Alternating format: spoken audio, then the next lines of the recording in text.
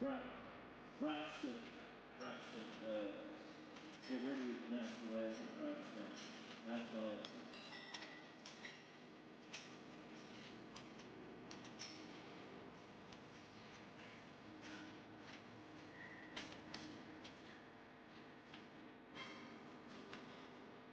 Ladies and gentlemen, please stand for the national anthem.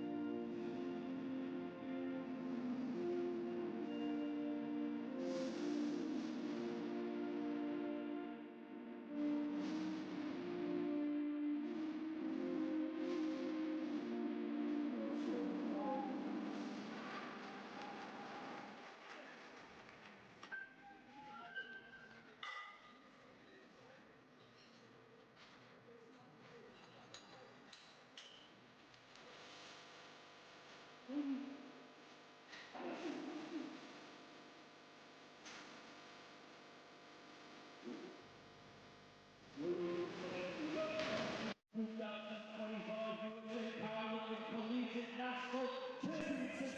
We've got 1,200 lifters. We've got 4 simultaneous platforms. And we're going to get it hot in here. So get ready. Ladies and gentlemen, ACDC says, get it hot. Give it a round of applause for all powerlifters. Alrighty, hello everybody. Today is Thursday, April 3rd, and it is day 1 of 4 days of lifting that will be comprising the 2025 USA Powerlifting Collegiate National Championships, where the nation's best collegiate lifters have all gathered together today to contend for both individual and team glory. Who will come out on top at the end of it? We shall have to wait and see. My name is Tia, and I'm so excited to be your commentator today and help you walk through today's day of lifting. In the first session, we will have both men's and women's raw and equipped athletes across many of our lighter weight classes. On platform 1 with our first lift of the day, we have Haley with 95 kilos starting us off.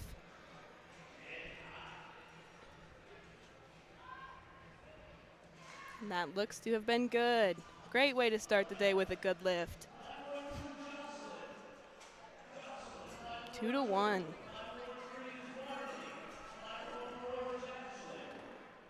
Starting us off on platform 2, we have Tommy with 75 kilos. Looks like over on platform 4, we have some of our equipped women, and that is going to start us off with Ashlyn Hogan at 70. Oh, and we get a re-rack. Maybe timed out.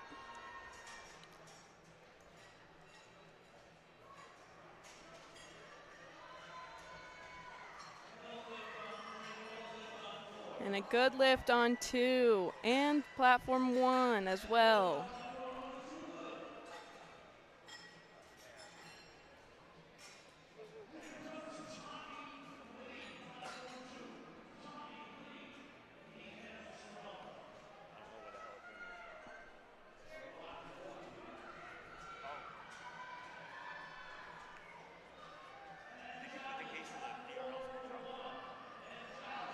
Oh, I liked all the high fives on platform 2, getting a little hype for the first lift of the day.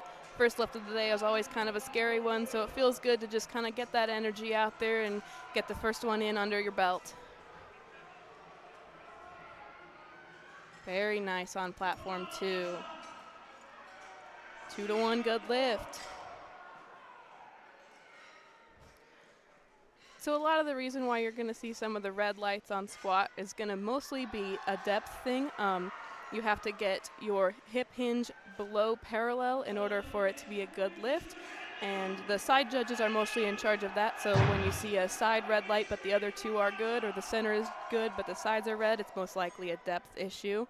But that's why we have 3 judges, because sometimes opinions can disagree, and all you have to do is have a 2-to-1 to get it be good. Over on 4, we have Sydney with 75 stepping out for her first lift of the day.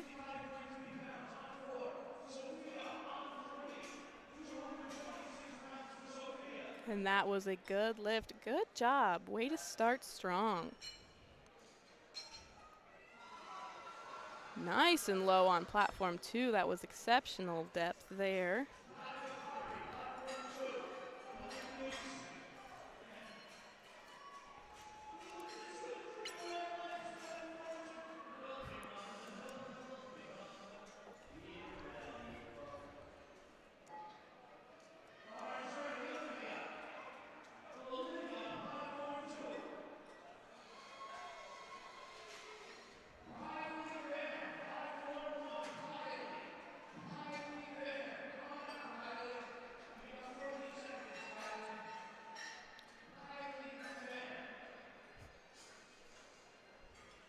All right, we have Olivia on 2, ready for her first lift of the day at 92.5. That is just over the 200-pound mark.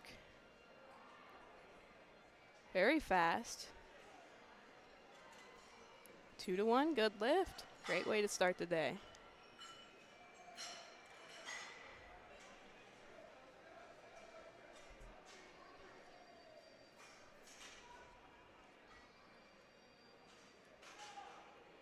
Good for Kylie on 1. 3 white lights, perfect. It's always good to kind of get the 3 white lights instead of the 2-to-1. Just confidence makes you feel good that the judges were confident in your lift and feeling good going into the next one. Natalie Peters on 4 got 3 white lights. Happy for her. And it looks like on platform 4 we have our first guest lifter. A lot of people will often be a guest lifter if they qualified in a certain weight class and registered in that weight class but came in and on the morning of just didn't happen to make that weight class. They could have been under or over, but if they weren't in the allotted range, then they will be a guest lifter, and they're allowed to compete and get that experience in, but they will not be eligible for awards at the end of the day. But their lifts are just as important, and we want them to have such a great day just like everybody else.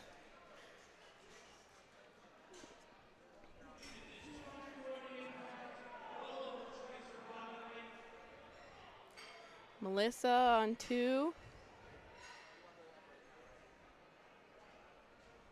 Very good. Looks snappy. Platform 1 is going to be a no lift on 2-to-1 on the red lights. Guessing that was a depth issue. Oh, she did.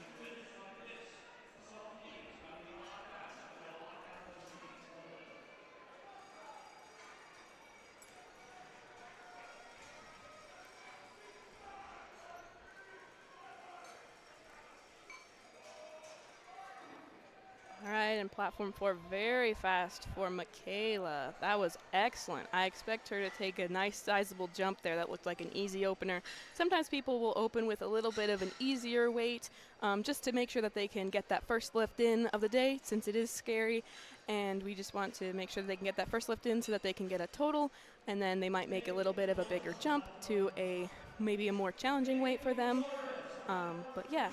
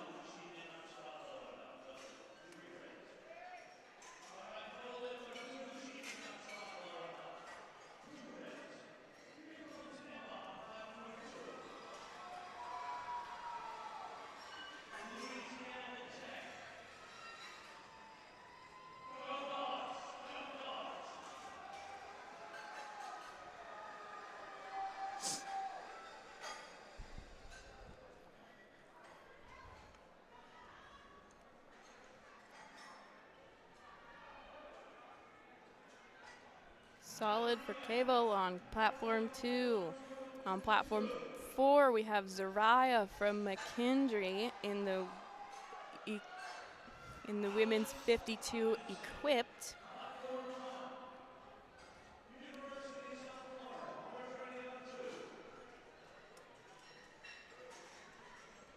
Looks like a good lift on 1. 2-1, center judge with the red light there. It's all right though, it counts. Center judge did indicate a red light, which usually is depth. Platform 2, Aviona.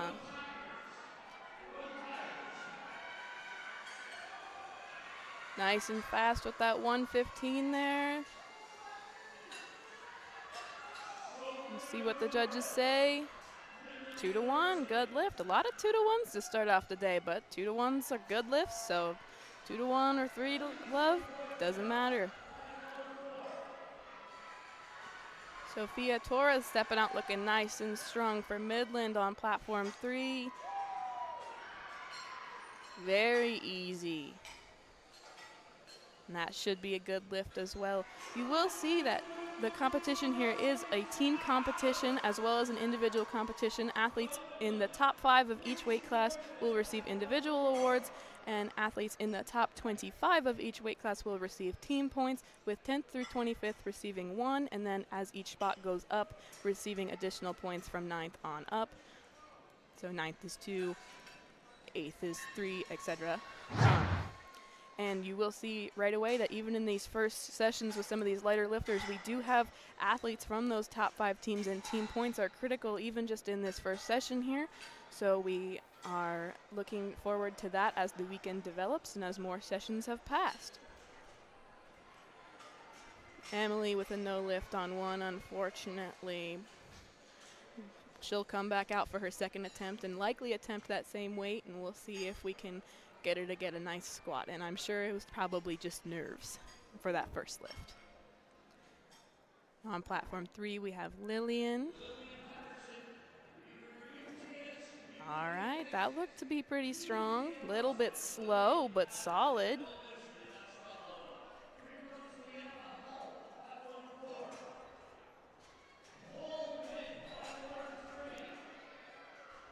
Ooh, nice little fight there from Leanna. Looked solid though, 3 white lights. And very fast for Kendra on platform 1. That was solid. Also 3 white lights and a good lift.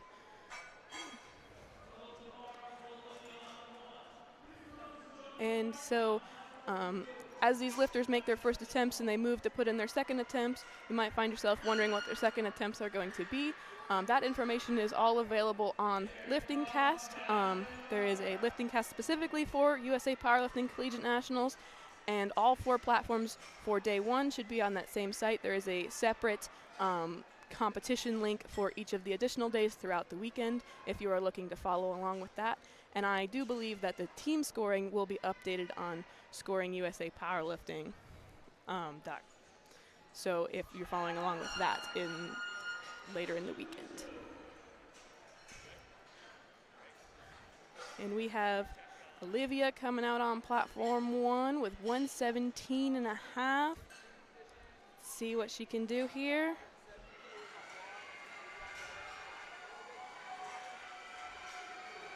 That is a strong lift right there. We love to see that. 2-1, very nice.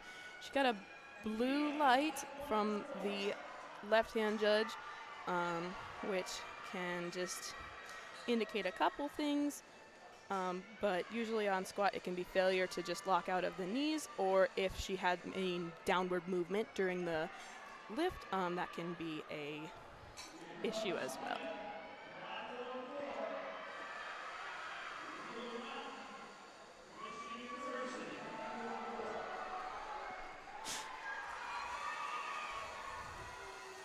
Alrighty, and a good lift from Jocelyn on 2. Very strong. That was looking smooth. And Maya on 4. Oh, come on. Little bit of a fight, but she gets it back up. And she gets 2-1 good lift. I was wondering if they were going to give her the depth, and they did. The sides judges do have the best view on that, so it's a good thing that they have that better vantage point and see it. That's why the front judge kind of maybe said depth no, but the side judges all said it was good, so the lift is good. And Lily on platform 3 in the women's equipped 48, and she was our champion last year, so let's see if she can repeat that again. She did qualify with the second highest qualifying total this year though, but it was close. She had a 380 qualifying total and Mercedes had a 382.5, so that'll be a big fight there with just 2.5 separating their qualifying totals. Alexis on 4, 2-1, another good lift.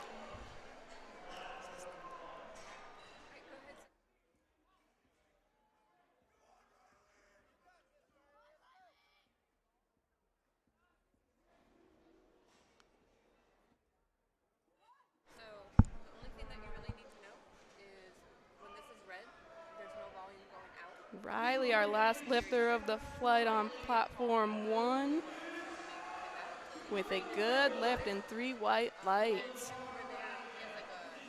And we will move to our second attempts. So athletes will usually pick their second attempts. They kind of usually have a plan coming into the competition, what they might like to start with, what they might like to move to. And then the third one is usually like going for a personal record or a PR or very close to a PR. So the second ones, you'll see a lot of people will be able to get their second lifts in good as well as their first ones. And we will look forward to seeing what platform 1 can do as they move on to their second lifts. Hello. Alrighty, yes, and I have my friend Nevaeh here. She is going to join us and commentate with me today, and we are so thankful that she was able to come back here and help spot out some commentary for us today. Awesome, I can't wait. Let's see how this day goes.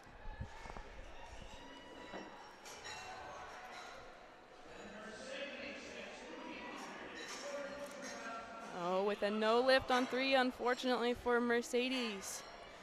And she was our top qualifier, so we'll have to see if she can get that second lift in so that she can fight for that first place finish.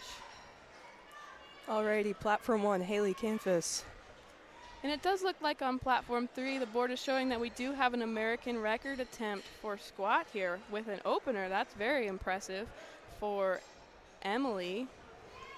And you'll notice that Emily is doing 163, which is not a normal weight that people can do. Most times in powerlifting, you will have to make jumps of 2.5 kilos, but for American record attempts, you can use smaller increments and chip previous records. Very impressive. Let's see what she can do here.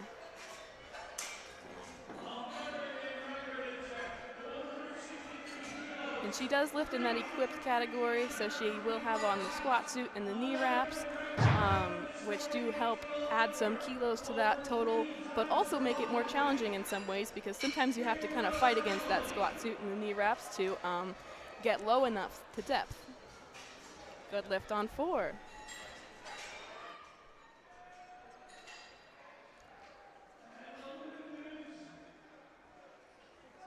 Good, 2-1 on platform 3. That'll be a new American record, and it'll be interesting to see what she moves to for her second attempt, as she will have to go up and likely will break her own American record moving to second and third attempts. Oh my goodness.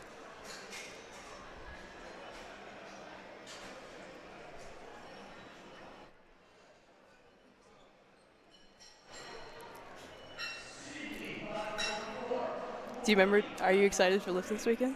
Yes, yes. I am particularly excited. I know we are on American record total watch for platform 1 with Riley. She has indicated that she maybe will be fighting for that later in the day, so we'll see if that can develop in the women's 52 raw.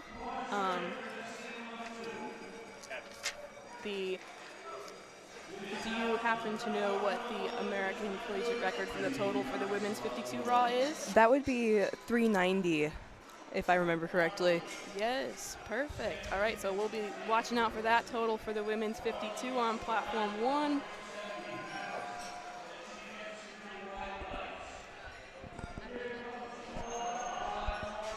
Thank you.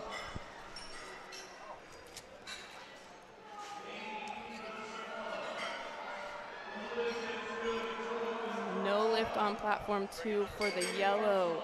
And the yellow light by the judges is going to indicate just on the squat, it can mean they step backwards or move their feet, or usually the yellow light is given for a failure to follow the commands. And you want to go ahead and tell them about the squat commands that the lifters have to follow? Absolutely. So they'll come up to the bar and they'll have to make direct eye contact with the judge, and the judge will give them a down command. And once they squat, they have to keep the bar on their shoulders and not rack it until they're told to do so. Yes, and so oftentimes the side judges will indicate that the lifter has been locked out and ready to start, and then once the side judges have indicated, the lifter is looking to that head judge to follow the head judge's commands. We are on into the second squat for all 4 platforms, so we will look to see if some lifters that maybe missed their openers can make them, and if some lifters that had really easy openers will be taking some larger jumps and maybe having to fight a little bit more for their second attempts. Emily on platform 1. She's stepping out to the bar with 115, get some little adjustments in before she picks up that bar there.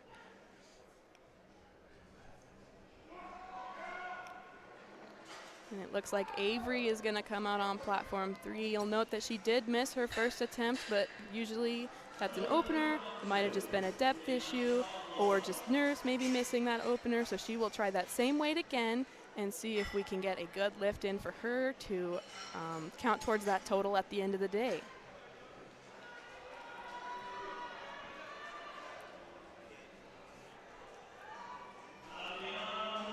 And Briley Ross on 4 also missed her opener. She did move up in weight. A lot of times athletes will like to, if they miss their opener, stay at the same weight and just make sure they get that first lift in. But maybe if it was just following the commands or she felt super comfortable, her coach said go up, and they can also have that option. They may not, however, go down. Lifters may attempt the same weight or higher, but they may not go down at any point. And that is also, they cannot go down during the lifting order. They will load the bar and athletes will lift in the order of the weight that they have loaded to attempt and move up throughout the flight and then reset for second and third attempts. And she does miss that on 2 with the obvious failure to complete the lift as assisted by the spotters. And so we'll have to see if she can come out and fight really for that third attempt to get a squat that will count for her total at the end of the day. Super tricky to try and judge that. How would you manage it if you came out and missed your first attempt and then maybe missed your second attempt? What do you think the strategy will be for the third one? Do you think she'll go up again, or do you think she'll kind of stay at that same weight, play it safe, and try and fight really hard to get that third attempt? I do think she'll stay at the same weight. Maybe she'll go up to post a total higher, but I do believe that she'll be able to try to compensate a little bit with bench In my press. experience with lifting, I think it's pretty smart to stay at the same weight when you miss a lift, just to be safe, especially when you're starting out on squat, because squat is the easiest lift to probably just mess up all 3 on and not record a total. Our coach is big on that with staying at the same weight if you miss it and getting a lift in. Squat is the first lift of 3. You will see the lifters squat, and then they will bench and they will deadlift. And they can always make up a little bit if they maybe don't squat as much as they would like to. They can try and make up a little bit of that total later on bench and deadlift once they're maybe more warmed up or feeling stronger for the day. No lift for Alice. With 3 yellow lights.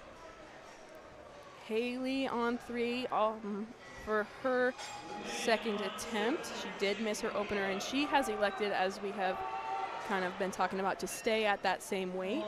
Let's see if she can get an attempt in. Let's go. And that definitely looked low enough. Little fight in the middle, but she definitely got it up. 3 white lights. Good for her. That's good. That's good.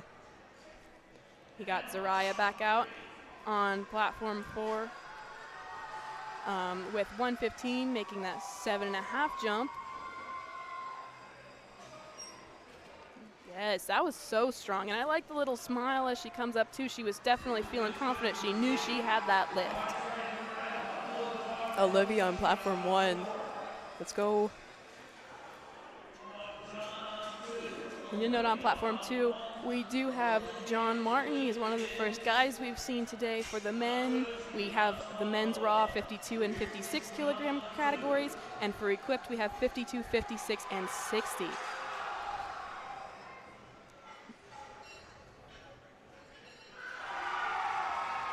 That was a strong lift from Snappy John. little 172.5. We like it. Go 3 white lights. All right, Delaney on 3. Once again, one of those lifters that missed their opener. She has elected to go up 5 kilos despite missing her opener, so she must be feeling strong and looking good in that warm-up area, and we'll see what she can do here. Platform 1, Cage. She's from our neck of the woods, Midland. Yes, up in Nebraska.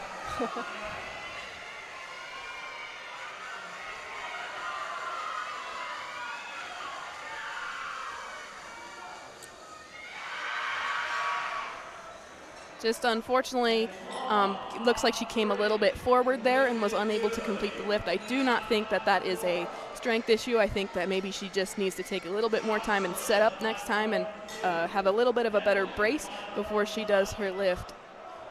Definitely, it's super important to get the right base before you start squatting. Yes. On squat, do you want to tell them what the brace can kind of do for you as the lifters begin their attempts? Oh, absolutely. So once you brace, you have to tighten your core in a certain way to keep your back up. If you lean too far forward, as we saw in platform 1, it can definitely lead you to, lean forward and fail the lift. It's super important to get your mobility and rigidness in the correct ratios. All right, we did just see Leanna Grace on 4 miss that second attempt. She is a returning top 10 lifter from last year. Last year she got 7th, so I'm sure she's looking to move up in the standings this year.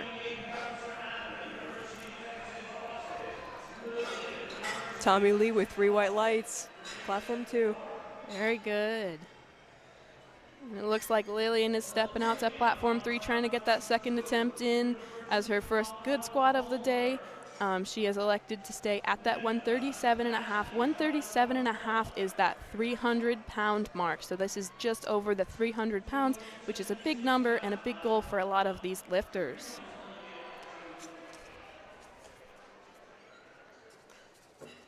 No lift on 4, 2-1, unfortunately. Looks like red lights were given, so that will be depth. That was the reason for that red light. Awesome for Kendra on platform 1. Good lift, but unfortunately, no, all reds. All right, slow on the down part of the squat, but up on the really quickly on the second part on platform 3. That is a good lift. So we're glad to see that.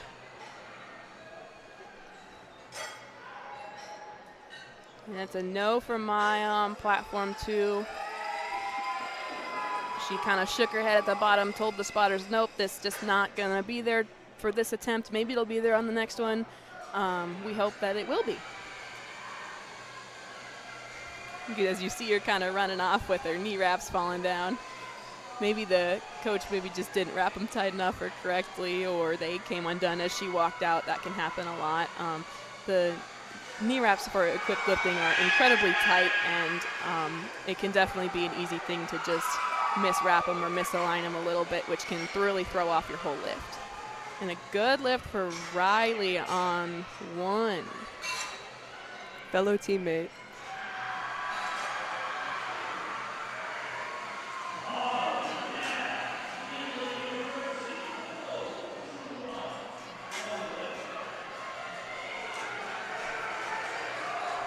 Oh, I'm sorry. That was a mistake. That was not Riley on 1. This is Riley now with the 137 at that 300-pound mark.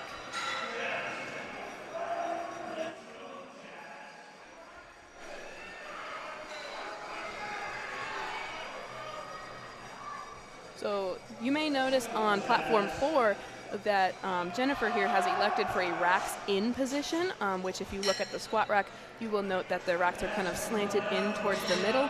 Some lifters will choose that to be able to just unrack the bar easier. A lot of times you'll see with the men later in the weekend, they might choose that racks in position because they have to put their hands out wider. For a lot of these smaller women, it's going to be because they have a low bar position, and it will be easier to unrack the bar from that angle just because the safeties on the other side of the bar will go down just a smidge at that racks in position. A majority of the lifters will lift with that racks out. I've never lifted with racks in, have you? No, I'm not a big fan of it, honestly, but for equipped lifters, it's definitely a popular choice, especially with men, too, like you said. I'll just say. No lifts on platform 3 and 4, unfortunately.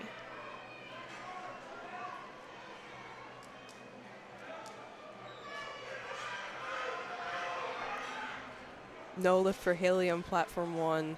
I think she maybe just went down a little bit too fast on that. Sometimes you maybe think that you want to go down fast to conserve energy, but going down fast can throw you off balance a little bit, or you just kind of get stuck in the bottom.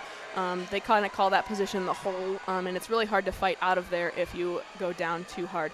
But yeah, it's super easy to jump the gun on, especially on squat, because you're so hyped because it's a new day, it's another lift, it's nationals. And that was her third attempt too, so I'm sure it's a weight that she will be trying to hit for like a PR or really close to a PR. So sometimes you go out to those lifts with a little bit of a different emotion. You might get a little bit nervous or fight for those.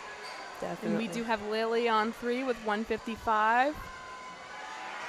Oh, look at that smile. Solid. She knows that's a good lift.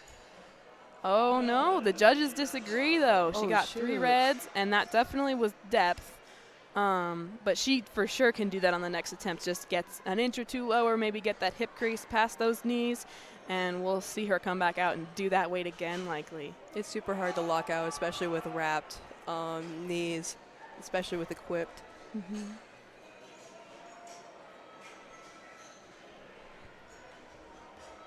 And you'll note that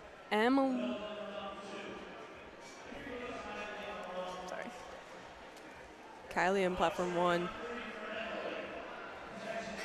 See how this goes.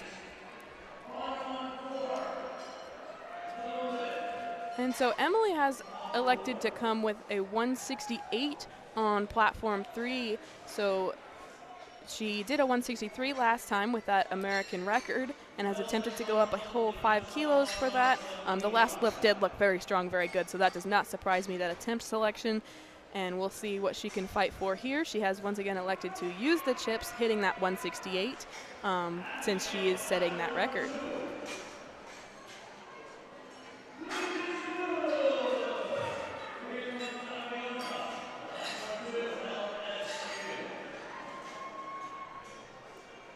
Unfortunately, no lift on platform 3. And a no lift on platform 4 as well. Just maybe kind of the same thing as the last no lift that we talked about. Looked like she maybe went in a little bit too fast and kind of hit that bottom and just couldn't get back up. I'm sure she has hit that in practice because it looked fast as it was moving on the way down. Big smile and jolly on platform 1. Look at relief too. Yes, because she did miss that second attempt and elected to move up and was rewarded for that risk because she got her third attempt. And that can come into play as she looks to place later. Good work. He's on platform 4. Nice Very and easy. Low. Good depth. Excellent. Judges are pulling really, really hard for depth today, it seems. Yes, and 3 white lights over there. Nice, solid lift. Definitely. So we talk about depth a lot. A lot of a lot of lifters can have that issue with just struggling to hit that depth. Some lifters, you'll note, will come out with flat shoes and have a little bit of a closer stance to get to that. And then some lifters, as you may note, will come out with heeled shoes or squat shoes, as they're called, just to elevate their heels to make that depth a little bit easier to hit. Sometimes if they have a little bit less of the ankle mobility or the hip mobility, those squat shoes can really help them hit depth. So that's something to just notice as they come out in their different equipments. Definitely. It varies depending on the person. whatever's their preference. Right, Natalie Peters on 4 has gone to 95 kilos.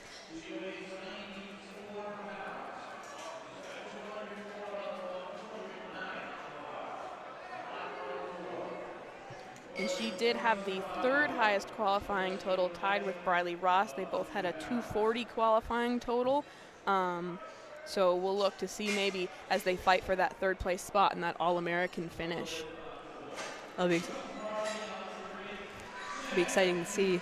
Yes, and so we did say that the top 5 get awards, and I just mentioned the All-American. The top 3 will be named All-American status. So that's a big goal, as well as getting a medal, is maybe fighting for that 3rd place and getting that All-American finish.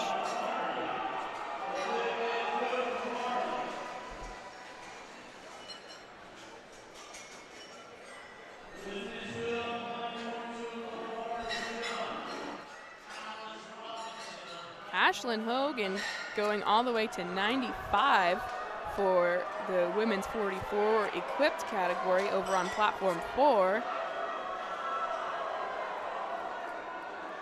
We just want to mention top 3 do get some team points higher than for their team. Or is it top 5? So the way the team scoring works is 10th through 25th will get 1 point. 9th will get 2, 8th 3, 7th 4, and so on upwards. And then 2nd place will get 9. And then if you make and eventually become a national champion, on top of earning that national championship title, you will earn 12 points for your team. So there's a big jump from 1st to 2nd. So even more than getting that national title, some of these lifters will just really care about those team points, because that competition will be close in some of these different categories. And at the end of the weekend, the top 5 teams will get awards as well. And oftentimes, because there are so many teams competing here, the 5th through 20th teams will be separated by just a point or 2. So every additional point you can fight for your team is really, really important, and just knowing that you helped contribute to that team there.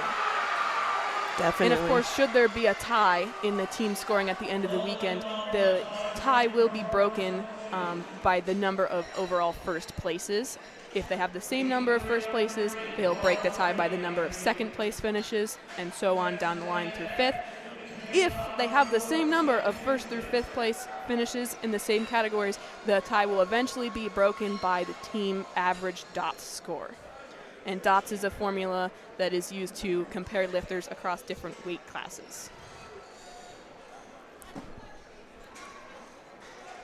Wisely said, as Tia plays it. Very, very, it's so analytical in trying to figure it out.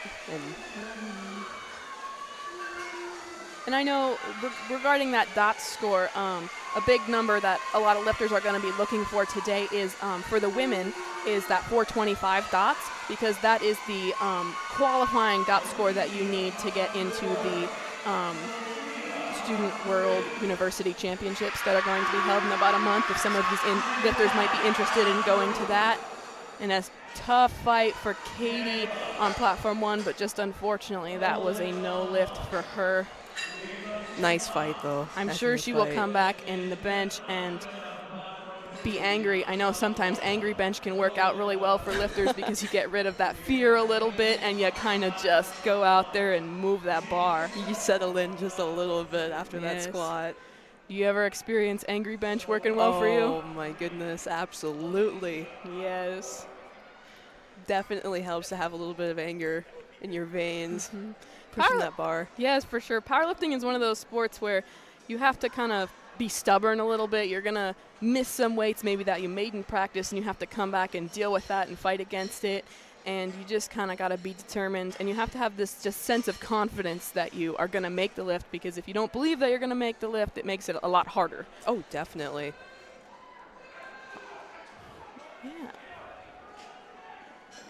We have Zariah coming out on 4 soon for her last attempt on squat with a 122.5 in the women's equipped 52 for McKendree.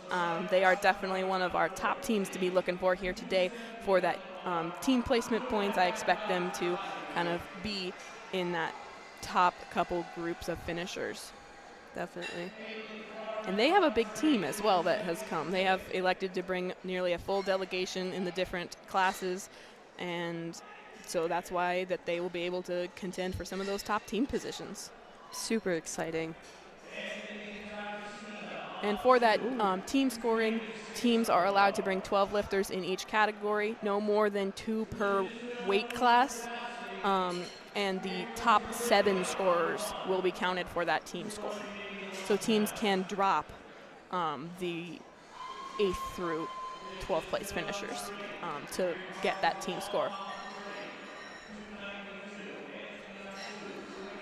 Delaney gonna come out on platform 3. She got that second attempt after missing her opener, and now she will move to 132.5.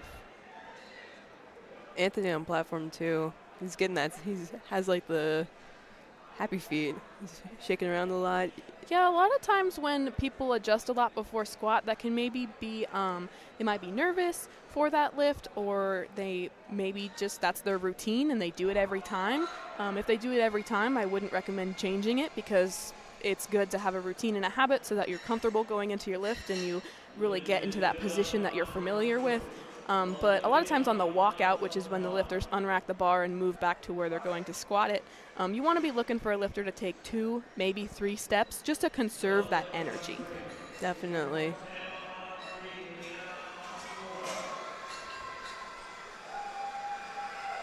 And you'll see that we have moved to the second flight of lifters on platform 2, and they're working on their openers right now. So they will each get 3 attempts on squat, and then after the second flight of lifters, then they will take a small break, and then we will move to bench. That small break definitely helps to harness that. Like we're talking about the anger bench. Definitely helps to harness that. For You're just sitting and seething and thinking, and it's exciting to see. Emily on platform 1. Let's see how this goes.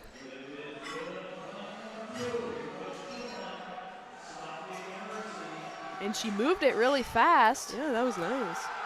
No lift, unfortunately. And she is going to get 3 red lights there, and the red lights indicate that the judges called it for depth. You'll notice that every time that a red light is assigned, they assign a color card with it. The color cards correspond to various infractions. And since this is a national meet, they do have a jury, which, so the 3 judges give you your lights, and if the 3 judges say it's good lift. But if you disagree with the judges, if they maybe give you red lights on depth and you didn't think that you missed the depth, or you were confident that you hit it, you can actually go to the jury and challenge the judge's lift, and the jury can overturn the judge's lifts. But when you go to the jury, you do have to challenge a specific color card. So a lot of times when you have a card color, you're going to want to challenge the color that got called from multiple judges, so maybe a 3-0 lift can be overturned. And you actually, as of this year, I believe, can also challenge other lifters' lifts. Yes, you can. So competitors are super aware of their fellow teammates' lifts. And I don't expect that to come into play really until deadlift, because I expect the coaches will kind of be focused on their own athletes and just getting them to get out that solid total. But on the deadlift, once they start fighting for that final placement, I think it could turn into a little bit more interesting.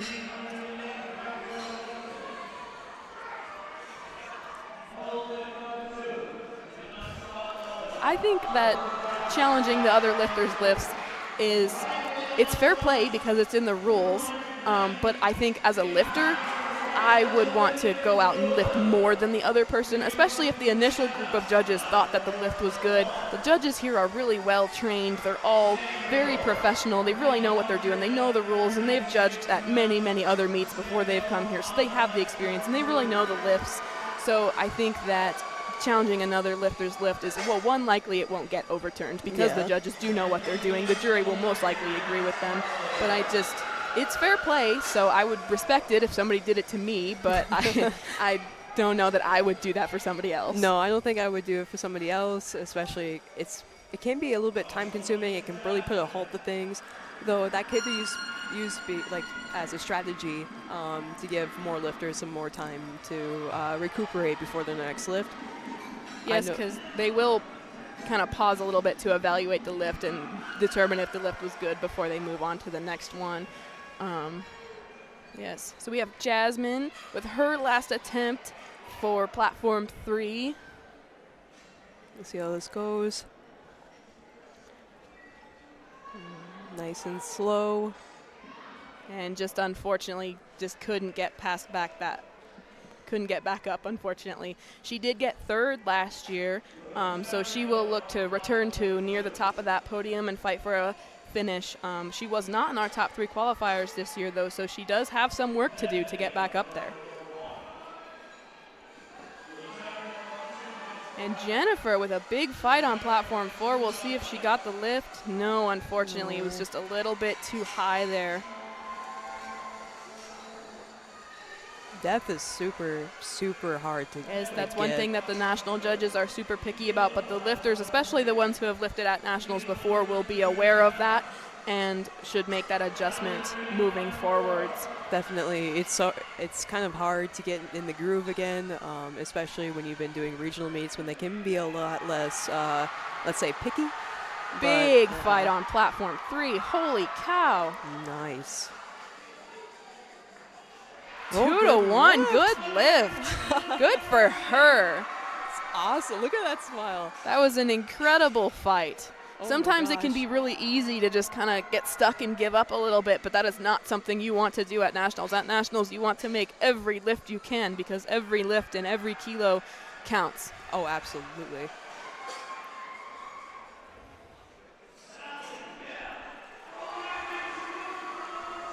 So you'll see on platform 4, we're going to have Sally come out here for Midland. And Midland is another one of those top teams that will be fighting for that team championship. And they have a full delegation in all 4 classes of equipped and raw, men's and women's. And I was at nationals last year, and one thing that the Midland team does really well is they get loud. Oh my They cheer for their lifters, and their lifters know that their teammates are there to support them. And I think that might be part of the reason why they do so well is because they have that team atmosphere of their teammates cheering them on. Oh, absolutely. It definitely helps for having screaming like I don't know if you guys can hear that, but for us, we can hear it from behind the wall over here. And I know that we kind of talked about a minute ago how sometimes it can be easy to just give up a little bit on your lift if it's a little bit off. But if your teammates are there and you can hear your teammates cheering for them, you don't want to let your teammates down almost more than you don't want to let yourself down. So you're really going to fight for that extra lift for your teammates. So it definitely is advantageous to have those people there. It's definitely pushed me through some lifts before, and it helps a lot. Especially at a big meet like this. Well, that excitement is very, very fulfilling. Yes, and we have an American record attempt on platform 2. Let's go, Steven.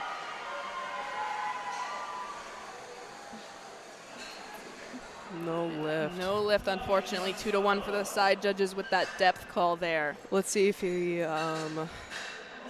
third lift? Or is that a squat one? We also have an American record attempt on platform 3 with Emily with that 168. She did miss it last time, but we'll see if she can fight here to get that because that last one was her second attempt. So I feel like she should be able to get this, hopefully.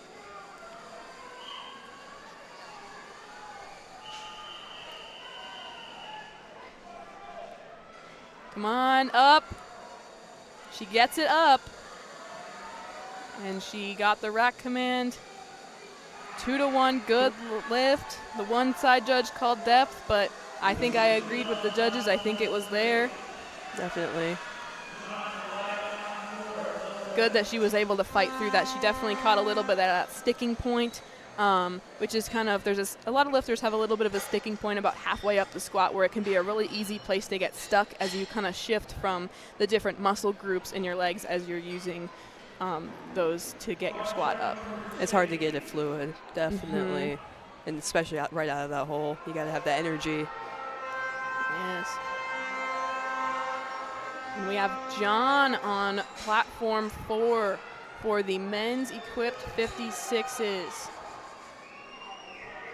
As we see again, the inward rack was equipped. Really, really like that rack in.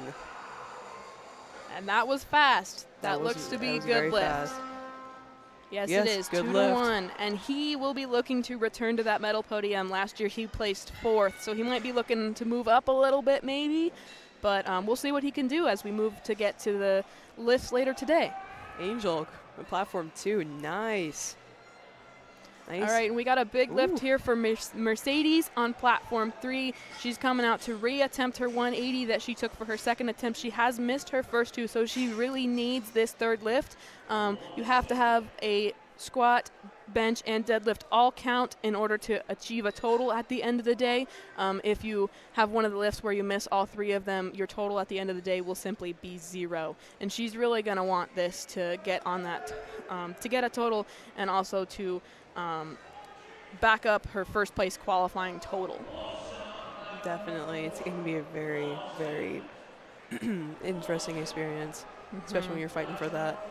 I have never been in the experience missing those first 2 lifts, but I cannot imagine the emotion that is being felt right now. It's fear, it's adrenaline, it's determination. Yes, definitely.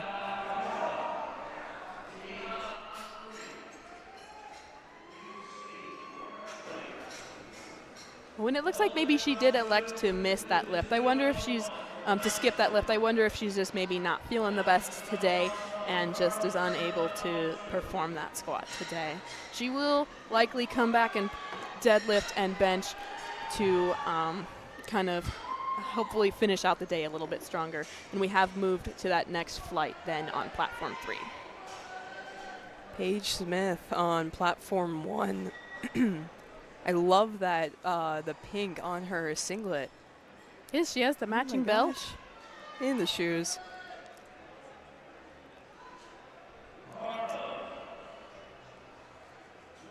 Nice Good indeed. depth. 3 white lights. That is a Awesome. good lift for her. Yes. Wonderful work.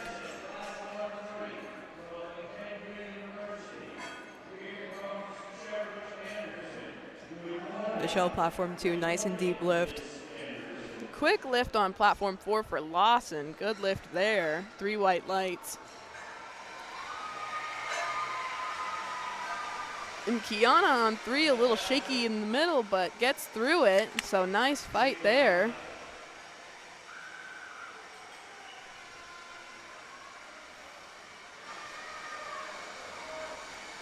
Platform 1, Madison. See how this goes. Ooh, nice and narrow stance. So fast. It's really wow. fast. Good job, Madison. And we have Awesome. Carlos coming out on 4 with 185. The 182.5 mark is that 400 pounds. So this is well over the 400 pounds. Super exciting. Being almost 408, I believe.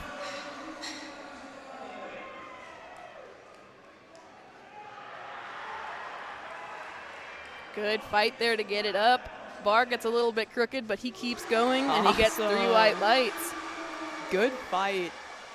The amazing. lifter does not have to keep the bar even. The bar can be crooked or diagonal a little bit on their back as long as the bar does not go up and then back down at all at any point during the lift. If the bar went up and back down, that would be a blue light and a no lift. Definitely. And good shout out to those spotters for not pulling it too quick. They definitely can jump the gun and pull if a lifter is a little bit crooked in their where they have the bar placement. Yeah, and a lot of people don't love the up and down rule because I know that they're saying, oh, if I'm making the lift harder for myself and I still get the lift, it should count. But on squat particularly, I think I'm a fan of it just because if you go down, that's a clear sign for the spotters to take it, and it just is a safety thing. Yes. So it makes it a lot better for the spotters to catch you because we definitely don't want any people to drop the bar. Oh, it's so scary, especially with squat, all that weight on you. And right by your head, too. It can be definitely really scary, especially for those spotters to see. We unfortunately had a teammate that at an earlier competition this year did have that happen where he dropped the bar and his back was bruised and scabbed from that experience, and we would not wish that for anybody else. So we are so thankful for all of our spotters and loaders here today. They're doing a lot of work, almost more than some of the lifters sometimes, because they will be doing multiple sessions of loading and spotting and re-racking. We love to see it. Yeah. Definitely hard work for them. Yes, they'll be here all weekend working to help other people lift. The lifters have 9 lifts, but they have, how many lifters are there? I don't want to do that math.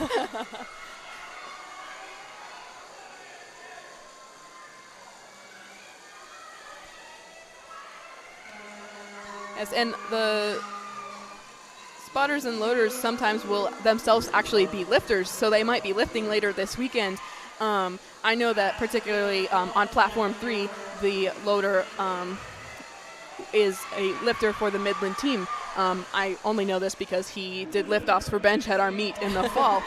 So he definitely also is an experienced spotter loader. Definitely. So even the judges are experienced, and the spotters and loaders are too.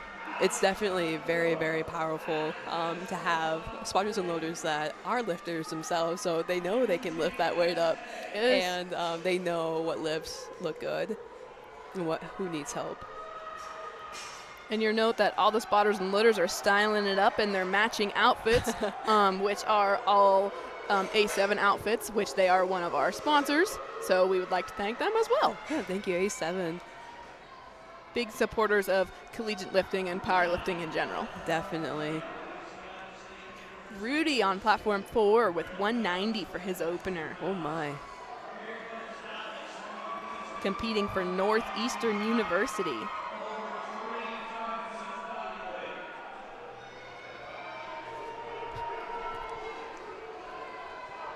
Let's see how this goes. Making the walkout look hard. Let's see if he can make the lift look easy.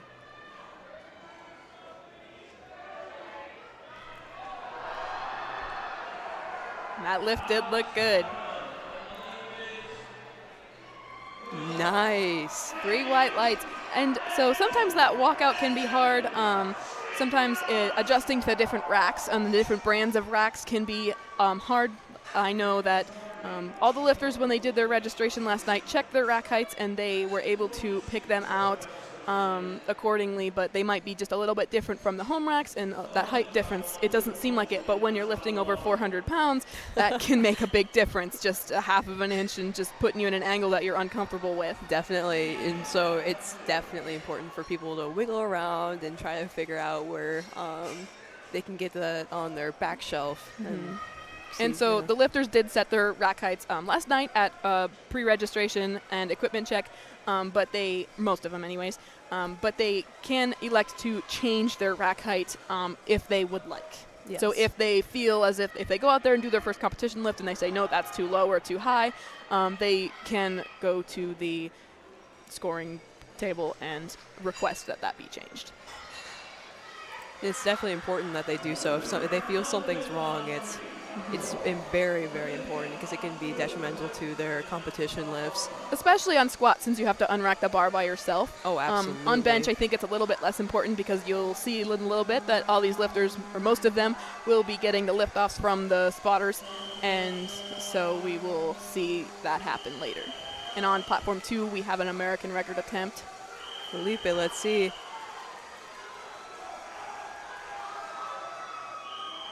Let's go.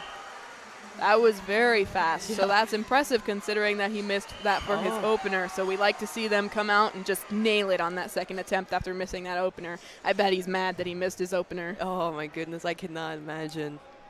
But that definitely fueled him, though. Yes, and Adrian over on Platform 4 with a snappy 200 kilos. Oh, my gosh. All these Midland lifters, especially where we're from in Nebraska, definitely are prolific. And their team is very, very oriented around lifting. And they did win some of those team championships last year, so they'll be looking to defend those this year. Definitely. Platform 2, Sean.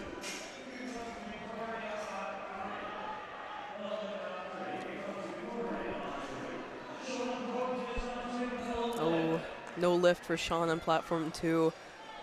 Now on platform 3, we're going to have Victoria walking up to the bar loaded with over 300 pounds. Oh, Let's my see how she can goodness. handle this for her opener.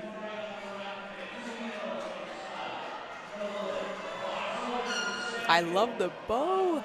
And she did finish 6th last year, so she just barely missed that medal podium. I'm sure she's coming for a little bit of revenge this year. Oh, definitely.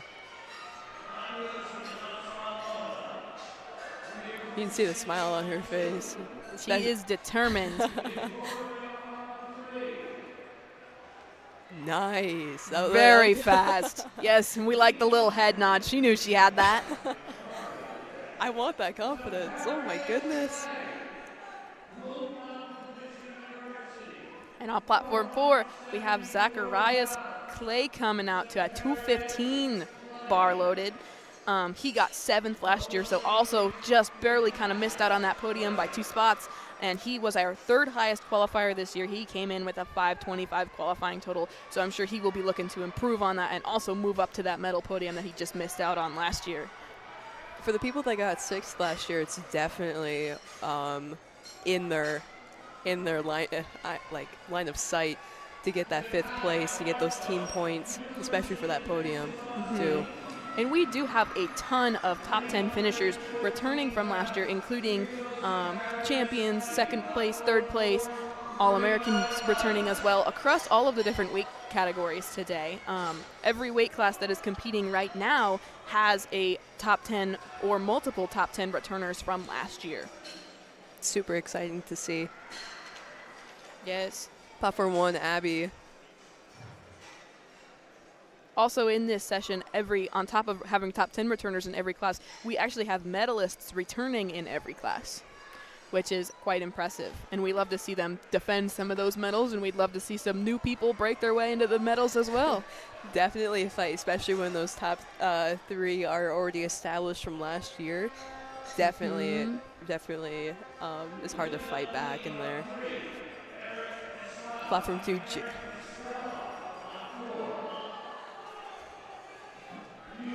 And so on platform 3, we have Linda Lee with a 147 opener in the women's equipped 56 category. And in my opinion, that is one of the categories to watch because our top 3 qualifiers are separated by only 2.5 kilos for the top 3 qualifiers. We had a tie for the first place qualification in that category with Jalen and Bethany, both at 420. And our 3rd place qualifier was Calissa with a 417.5. So that's a close category. Extremely. And it's important to mention, especially in such a tight call, if lifters do end up with the same kilo total, let's say they're fighting for 2nd place and they both have the same total, the 2nd place would go to the lighter person. And we will be having returning medalists and people fighting for that placement all weekend in all the different categories. So be sure to stick around through all the different sessions with us, through all the different flights and weight classes as we make our way to Sunday and awarding that final team awards. A session I'm particularly excited for is the first session tomorrow in the men's equipped 75. We have the 1st and 2nd place finishers from last year who tied and did have that body weight tie broken for that 1st place title. The body weight difference between them was 0.04 kilos. Oh my goodness. That broke that tie.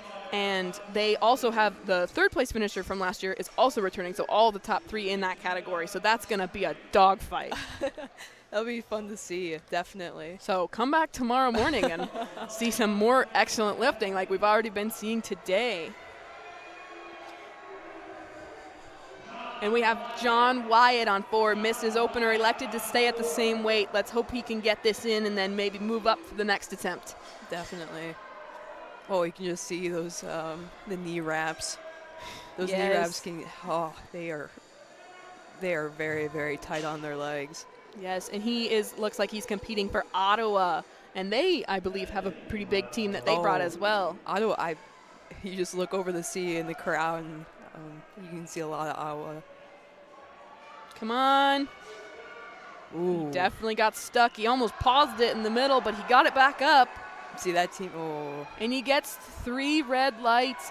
with 3 blue cards and 2 red cards. So 2 of the judges said he did not get depth, and all 3 judges said he had up and down motion. Unfortunate to see. Yes, and judges can award and do award multiple color cards if there is multiple infractions, but he will just have to come back out for his next attempt and do it again. The Definitely. second one was better than the first, and maybe the third one will be better than the second. It's always interesting to see. And you never want to see anybody miss all 3 lifts, No. so we would love to see him get that last one. Especially to post a total. Yes. For that team, as we mentioned. And on platform 4, it looks like we had a little hitch with that unracking there. He kind of unracked it and then re-racked it. They are allowed to do that, as they are not allowed to re-rack it after they get the squat command. Once they get the squat command, they must squat. But until they get that command, they can move the bar however they might like. Yes. Deschelle taking a breather before his lift. It's definitely important to get that mindset Yes, in. and a good lift on 3 for Jalen. Madison on platform 1. Let's see how this goes.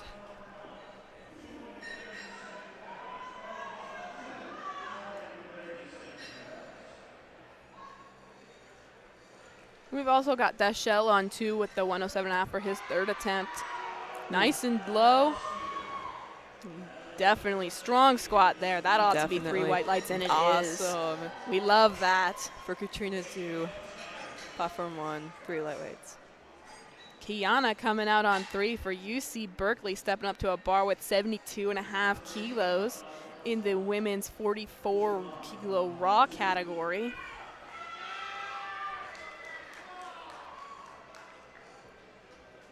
And as you see, I love seeing for Collegiate Nationals, people from everywhere around the globe. Write down your Instagram. I'm going to tag you guys in the post.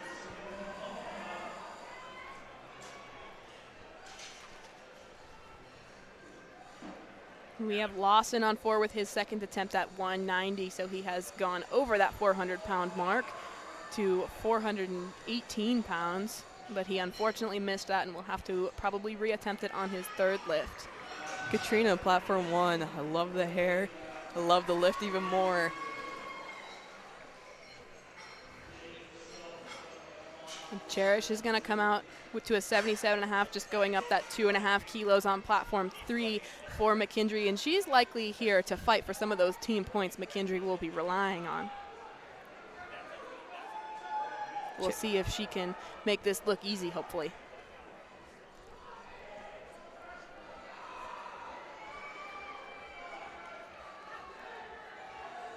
Katrina, platform 1. I love the all pink. Definitely suited up for battle. Jake Stone on platform 2. 3 white lights. Very exciting.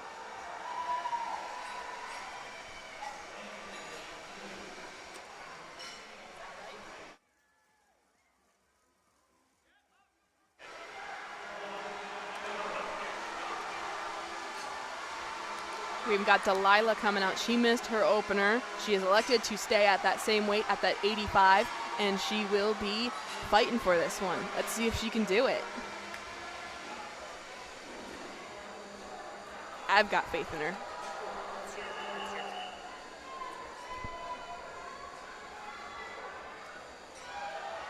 Oh yeah, that was easy. Nice work. 2-1, good lift, and we're happy to see her get that lift recorded in. Unfortunately, we're going to have a no lift, I believe, on platform 4 for Austin.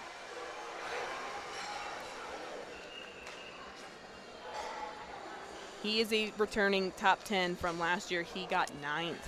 So he did get into that bonus team scoring mark last year, and I expect he would love to be in that position again for his team this year. Super exciting to see.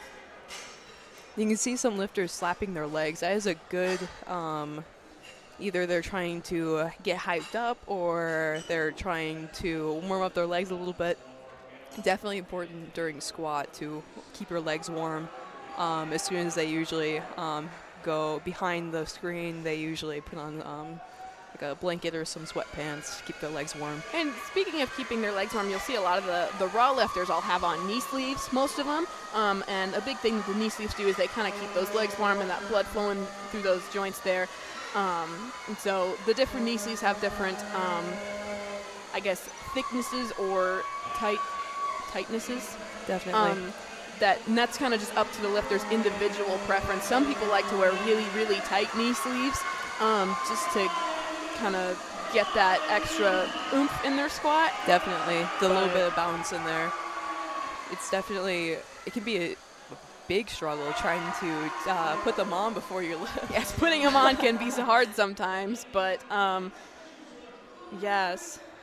But there is a rule. They have to be able to put them on by themselves without assistance. They do.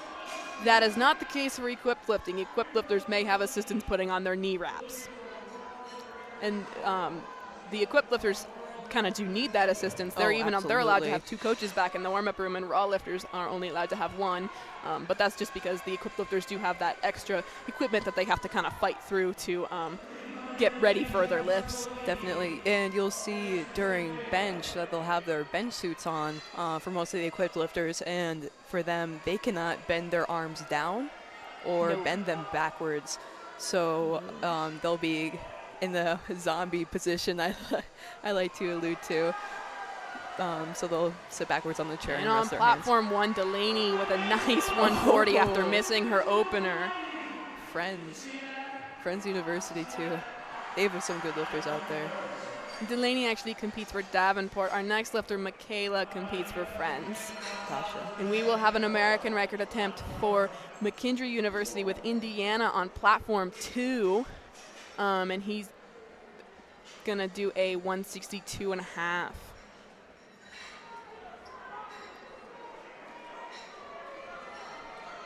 Let's see if he can get this record to his name. I love the hype. I love the he's getting ready for this. All right, let's see it on platform 2.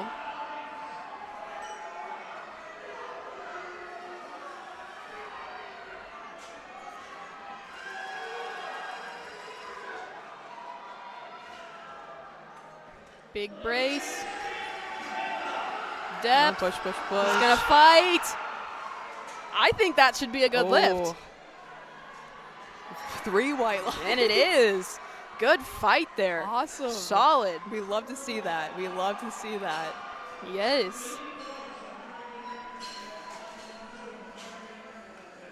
Are any of these you? And on platform 4, Carlos with that 200 coming up. That 200's a big number. And a lot of lifters like to aim for kind of those rounded out numbers. They like to either hit some of those like the 137s, which is the 300, or the 182, which is the 400, or when they get to the kilos, they like to do the 100 kilos on bench or the 200 on squat. And we have another American record on platform 2 attempting. Felipe again. Let's push. Let's see. 3 white lights.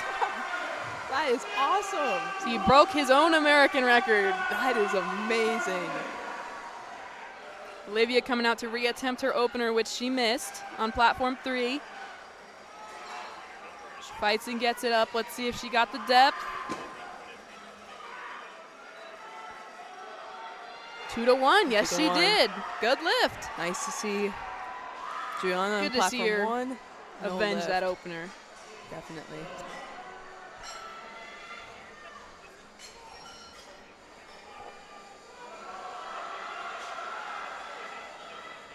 Solid for Jaden, it looked like, on platform 2. Yes, 3 white lights.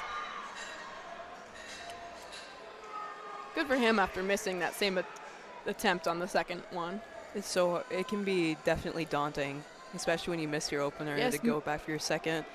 Yes, it can just kind of get in your head a little bit, especially if your second weight maybe is one you've done in practice, and you go to the competition and you're expecting to make like a big jump for your third, and then you miss your second, you have to go out and redo it.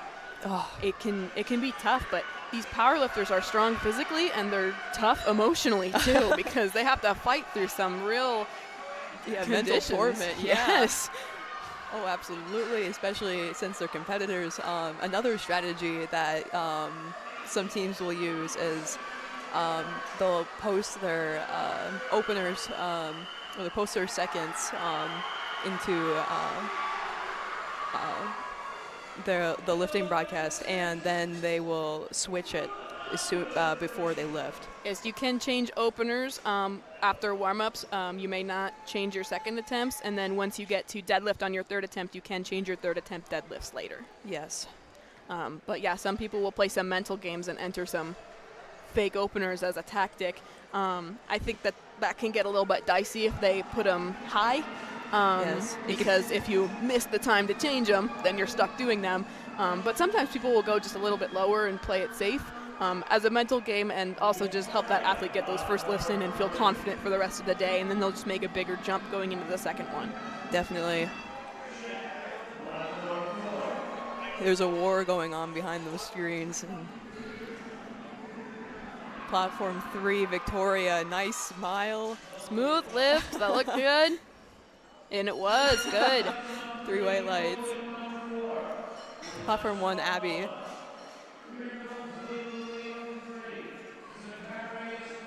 $102.5. Let's see. Ooh. Yep, that looked smooth. Nice. Good pace. We 3 love white to see lights. that. We see the little dance. Yes. These lifters will get excited when they make their third lifts, because those third lifts will be PRs or near their PR. It's always happy to see somebody go for 3 for 3 on squat and start the day well. And then hopefully they can carry that momentum moving forwards. The environment as you move throughout the day will get more and more energetic, especially at Collegiate Nationals, where, like we said, you do have those teammates cheering for you and they get excited for you and you get hype about your own lifts. So we'll see how this grows, but I think we're starting off the morning pretty strong. Oh, I love to see it.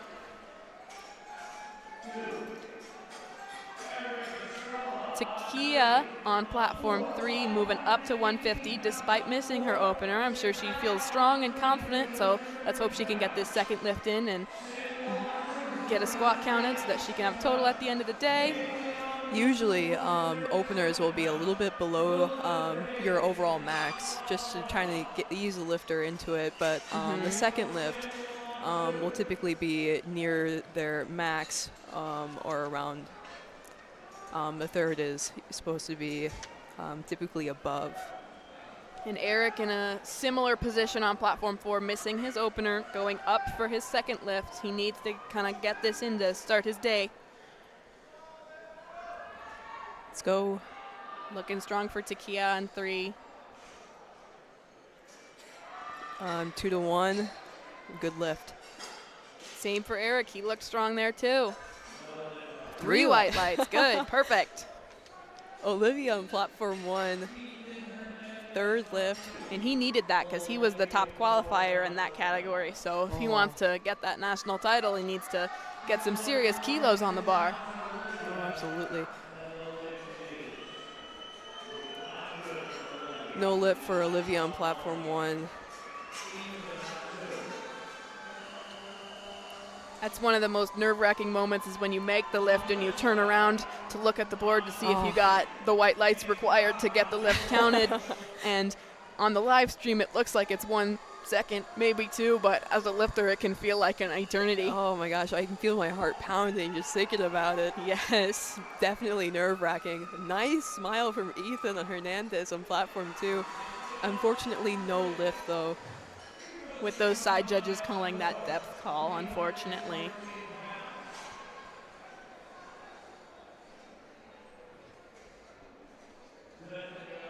Paige Smith on platform 1.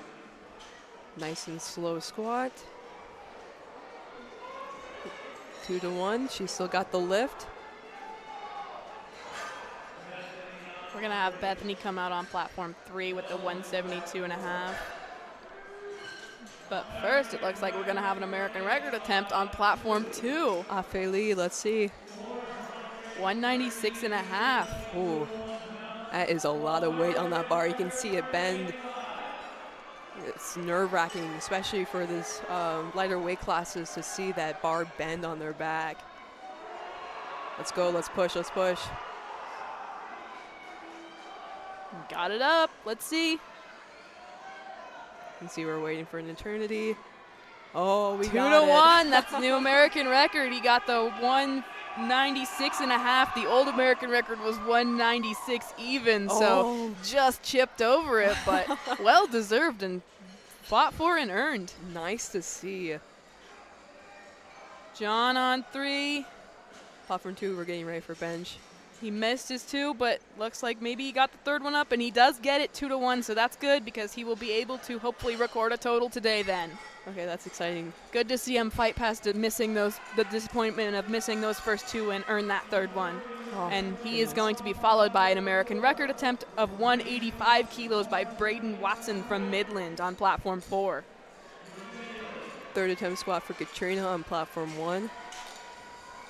Nice to see.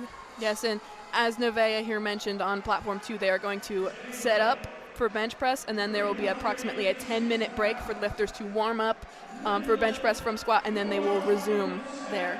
And each of these platforms will keep going at their own pace. They do not all start at the same time in order to keep the competition moving. And back to platform 4 for that record attempt. He is walking it out. Let's see. You see that strain on his legs. Ooh, come on. He gets it up. It might have been a little bit high, but let's see what the judges say. No. And they agree. They think it was high. 3 reds, unfortunately. That'll be something he maybe will come back next year and look to amend. Definitely. Or potentially at one of the USA Powerlifting Collegiate Cups series, because you're allowed to set the Collegiate American records there as well. It's nice to see. Platform 1, Katrina. And we're going to have Kiana on 3 and Lawson on 4. Lawson and Kiana both missed their second attempts but made their openers, so they're safe. They're just going for extra kilos right now, and let's see what they can do. Oh, no lift for Katrina on platform 1. Yeah, unfortunately, strength for that one just didn't look like it was there today, but like we said, sometimes you miss that third squat and it sends you into the anger bench. I expect she'll bench well. Oh, absolutely. All right, we've got both Kiana and Lawson unracking the bar on platform 3 and 4.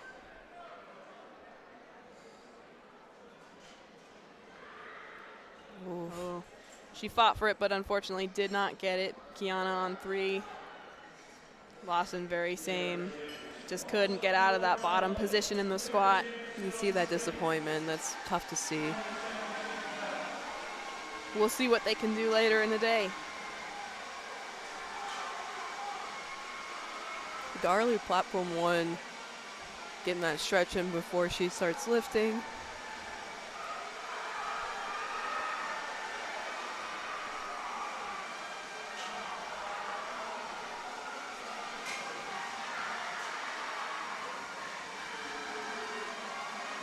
Let's go, let's push.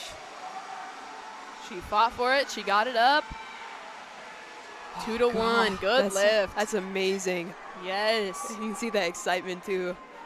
I love when lifters are able to fight for their lifts. Oh, absolutely. Sometimes it's almost more rewarding than being able to just get them easy peasy. Oh, absolutely. It's half the battle. And Austin got his up. 2 to 1. Good lift. He amends that miss on that second attempt there.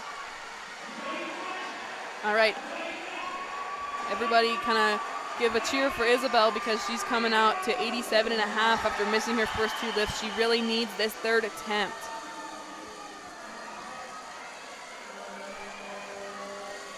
Let's see it, Isabella. And she got 3rd last year, so if she wants to return to that podium, she needs this squat.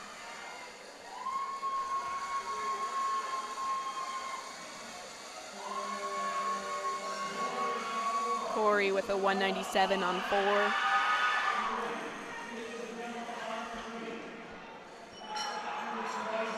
Unfortunately, a no lift on 1 for Ashley.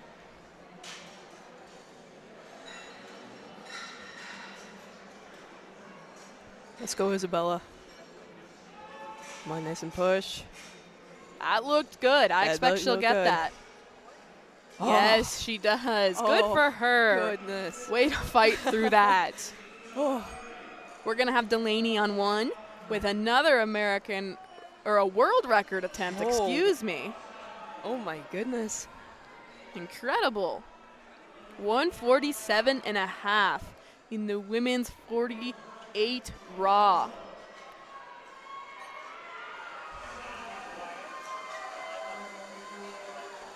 So quick math, this is 3 times body weight. Oh, goodness. I could never. You can see that bar bend. That looked strong. That did look strong. Let's see. No. Oh, nope. Unfortunately, the depth was not there.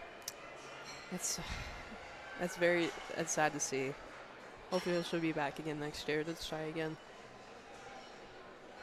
And she was the last lifter for Platform 1 on squat, and they will start setting up for bench and then have that time clock run for the bench warm-ups. So if we turn our attention over to Platforms 3 and 4 again, since the other 2 platforms are just waiting, on Platform 4 we have Alex about to go with a 202.5, and we will have Anna on 3 with a 107.5. I love all these bows this year. It's nice. It's so cute.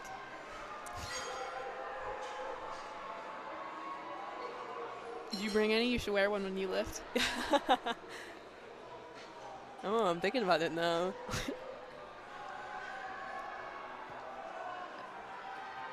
Let's see it, Alex on 4.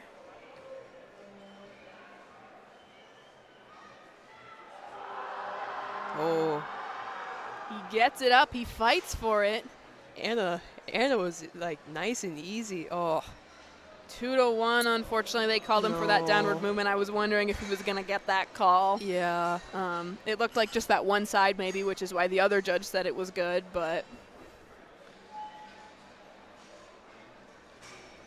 You can see definitely with these thirds the definite struggle. It's a good day when the lifter can get it, but it's always a fight. right. And for Alexa Prado on Platform 3, we've got 110 on the bar for the women's 44 category. She was our 3rd highest qualifier, so Ooh, let's push.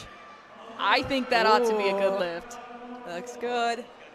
Nice. Yes, 3 white lights. Got from all the 3 judges. squats. We'd love to see that. Yes. A big goal for powerlifters is to kind of, on top of placements and points, a lot of powerlifters have a personal goal of going 9 for 9, which means getting all 3 squats, all 3 benches, and all 3 deadlifts. And that is one of the hardest things to do in powerlifting. Even if you played conservative with your attempts, you just kind of get tired throughout the day, and it's really easy to just miss one, miss a command, or just have a misgroove a little bit. I have never gone 9 for 9. Have you? No, I've never gone 9 for 9. No. I would love to. But so hopefully we'll see some of these kids get to do that today. We do have an American record attempt on Platform 3 from Brennan with 117.5. Love that purple belt. Ooh, went down pretty fast. Fight. It's a fight. Oh. No, unfortunately. Sometimes lifters can really jump the gun and go down pretty fast. And unfortunately, that can cause them to mess up the overall It was lift. a valiant attempt, though, and I Yes. have faith that she will get that in the near future because Oh, it was absolutely. close. Yes, it looks strong. She just couldn't quite get past that sticking point right in the middle right there, and we unfortunately had to give her a no lift, but she will get that in the future. Yes, for third sure. lift for Olivia on Platform 3. Equipped. 125 for her. Ooh.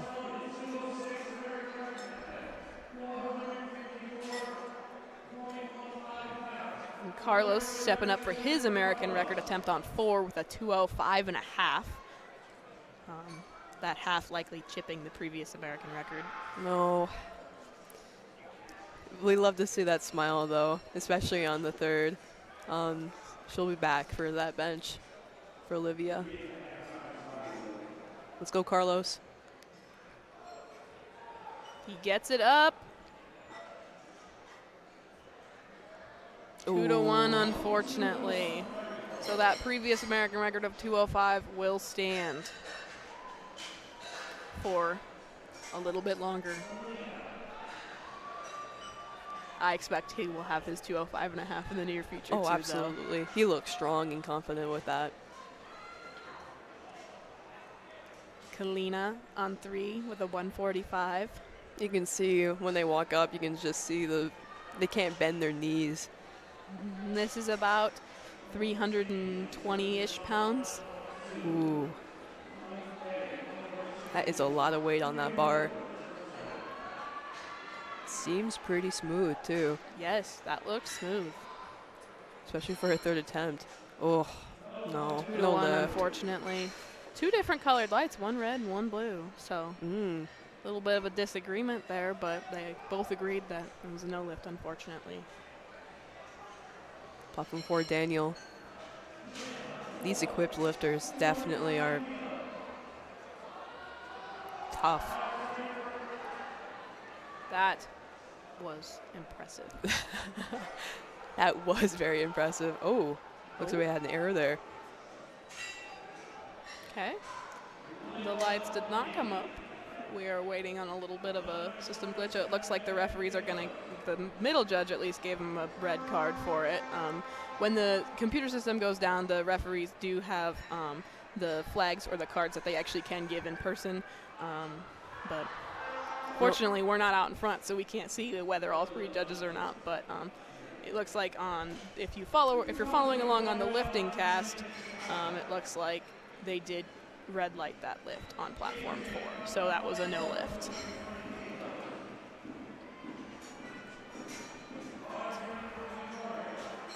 He will be followed by Adrian on 4 with a 220 attempt from Midland. And Victoria is up on platform 3 with a 152.5. Let's see if she can go 3 for 3 on squat. Oh, looks like maybe they misloaded the bar a little bit. They're going to fix it. You can see her trying to keep her legs warm. Got to keep those legs circulated. Nice blood flow. She looks excited. And at the national level, it is rare that the bar is misloaded and the lifter actually lifts it. Yes. Because the head judge is usually paying attention and making sure everything is correct. In the event that the bar is misloaded, there are options for the lifter to either accept the lower misloaded weight or the higher misloaded weight or reattempt at the end of the flight. Oh, no. Oh, that was a good fight. She fought for a while, but unfortunately it wasn't there right now. Oh, she looks a little dizzy. And sometimes you kind of hold your breath a little bit during squats. So on a big fight like that, you can kind of come up and see some colors. Definitely. I've definitely experienced that. I know you have too. Yeah. It's commonplace, but it's just important to make sure that you're breathing all throughout the lift. I'm sure she'll take a little bit of a rest and then head to warm up for bench. Yeah, drink some water. On 4, we have Zacharias with a 232.5 stepping up to the bar. Platform 3, Takia looks really excited.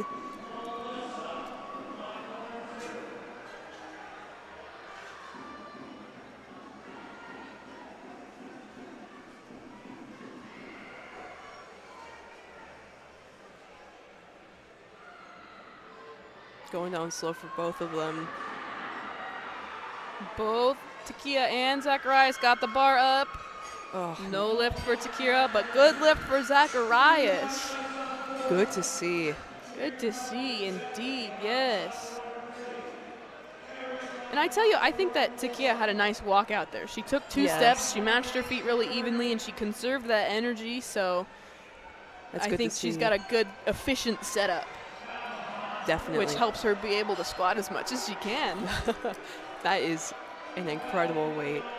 Yes. Bethany on platform 3. 172.5. And Eric on 4 with 245. Wow. That is crazy weight to see, especially for these lower weight classes. I think it's interesting, if you look at Eric, you'll note that his belt is not tucked into the belt loop. It might be called for that. Well, it's allowed to be untucked, but to my knowledge. But two red lights, unfortunately, that's a no lift. But I wonder if it can get in his way.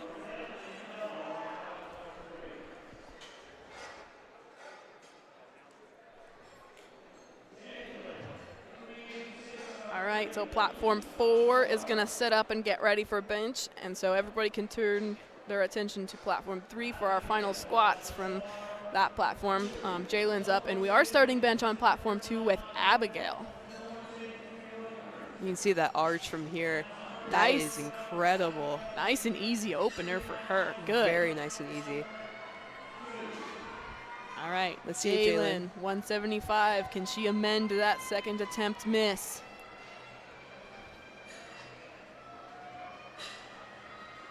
As previously stated, Midland University is very prolific, and their team is very expansive.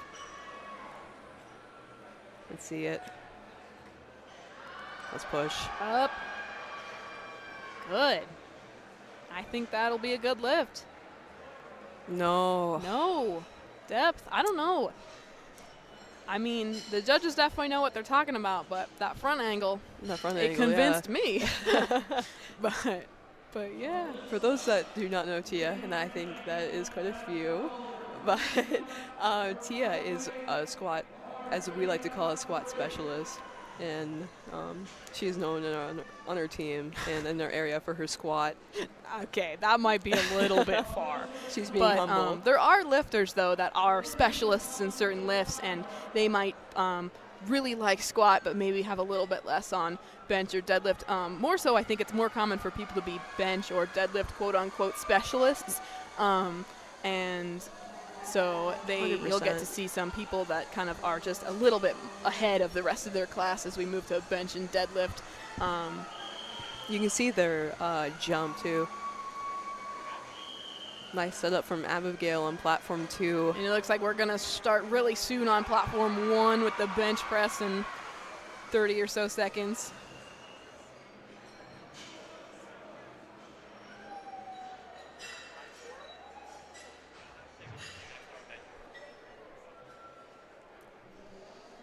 Yes, so platform 3 had some tough third attempts. It looks like we had a bunch of misses in a row with 9 misses in a row on platform 3, but I think that that's just because this is nationals and lifters are really going for broke and trying to hit those big numbers to get those big totals required to finish on that podium. It can be definitely a tough battle, especially Yes. with squat.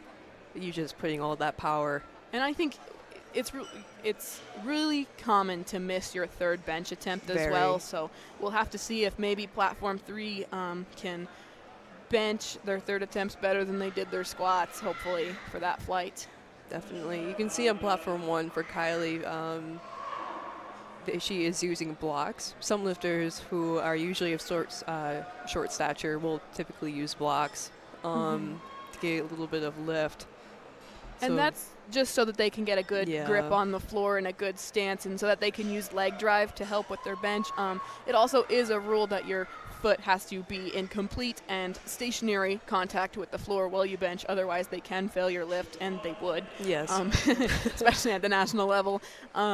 So if they're maybe a little bit shorter and they can't quite reach the floor, those blocks can help make that possible for that lift to be a good lift. Especially with arches, they make it really hard for people to be completely flat-footed. So it really helps having those blocks. And in USA Powerlifting, the arch is permitted to whatever extent you can arch, as long as your shoulders and your butt remain on the bench for the duration of the entire lift. Yes. There is no elbow depth rule, as there might be in other federations. So the arch is permitted however you want to do it. And I personally, I'm a fan of it. I do like the Because arch. powerlifting it's about leverages, and it's also about lifting the most weight. Yes, and you however played you your can shorten your strengths, yeah. bar path to lift the most weight, I think is fair game. Yes, and it's typically really easy for women to do it. Their backs are built for a little bit more than men. They have the flexibility.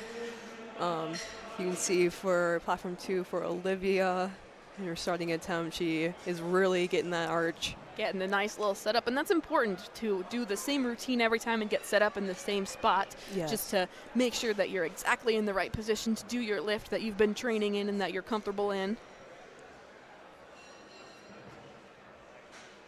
Let's see it, Olivia. You can just see how far she lifts that bar. It's really important for some lifters to get that bench.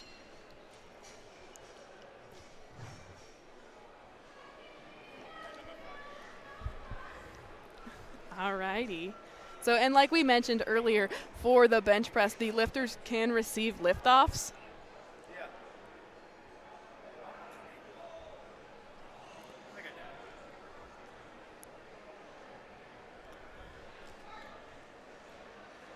Buffer one, Haley. Let's see it. Gets it back up. You can definitely see their foot position too. I know it can be a little bit hard to see, but some people opt to have their feet almost parallel with the bench. Yes, and that's just individual lifter Yes. preference and how they can reach the floor best and best get their leg drive activated. Yes, there for is that no lift. rule on overall like foot position, and it just has to be completely in contact with the floor. Just like how in squat, some people squat wide and some people squat narrow. It's the same in bench in terms of foot placement. Some people will have it closer or further away. Yes.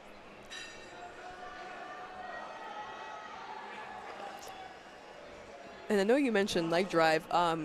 Athletes will typically engage their legs during bench, so it is like a leg workout as well as an arm workout, just to get that little push for that bench. Yeah, a lot of people think of like squat and deadlift kind of as like the leg events and bench as the arm events, but in reality, all three of them are full body Yes. movements in terms of powerlifting. Yes. There are, of course, variations outside of competition that are not full body movements, like a Larson press or Yeah, or any But- Olympic lifts. Well, Olympic lifts are typically full body I too. would think they're full body movements, yes. But we have Christian on platform 2, guest lifter as well. Likely just missed weight, unfortunately, this morning. A lot of lifters, especially in these lower classes, in these lighter weight classes, have to cut down to their competition weight, and and that can be quite hard. A lot of them will cut before the competition or water cut, which is essentially where they water load and then basically dehydrate themselves to lose water weight to make that weight, and sometimes it just can't happen, unfortunately. But it requires a lot of dedication. I know on the ride here we had a couple lifters that were cutting, and they were basically just ate like rice cakes and tuna yesterday. Yes. Which does not sound fun. I'm not that committed, I wouldn't, but I'm glad that they are able to do that. Yes. It's a whole nother level of dedication. Oh, absolutely. And the day of the meet, as soon as the weigh-ins are ended and they make weight, it is very important that they get all the food and fluids that they can afterwards. Kival on platform 2, nice arch. Same with Emily on platform 1. Good lift for Emily on platform 1. At least it looks like it. Good lift. Kaval. Good lift on platform 2. Yes, and we love to see people really make their bench openers, because bench is a hard one because of the commands. You have to really be sure to follow those commands, and in competition they can feel kind of long. So the way that the bench works is you can have the spotter loaders unrack the bar for you, and then you have to wait for the start command. And once they have to give you the start command, you may lower the bar to your chest, or you have to pause or hold until you receive the press or the up command. And then you may press. But once you press, you also have to pause at the top until you receive the rack commands. If you mess up any of the 3 commands, the lift can be called for a no lift by the judges. And a lot of times what lifters think is the hardest of those 3 is the pause at the bottom. It can cause a lot of lifters to lose tension at the bottom or get stuck, which just makes the press a lot harder. But they do have to go down, completely stop the bar, and then push the bar up in the press. But So on platform 1, we have Kendra coming up with 65 in the women's 52 raw category.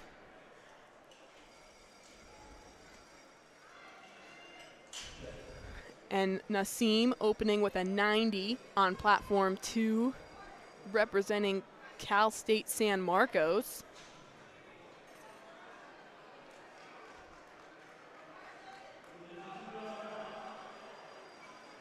He gets it up, a little bit of a sticking point, but he pushed through it and got it up and held that at the top, controlled before he got that command, so it's a good lift. I noticed that he uses a little bit of a closer grip on bench, kind of a close grip bench. Some people prefer the closer grip, some people prefer the wider grip. If you look closely, there's 2 outer rings on the bar. Lifters may choose to have their hands all the way up to those outer rings, or to where the spot is on the bar with no knurling, which is the texture of the bar where it looks shiny. That's the inside where they can also, that's the smallest they can have their hands. And it really just depends on what the lifter prefers. It's an individual technique choice.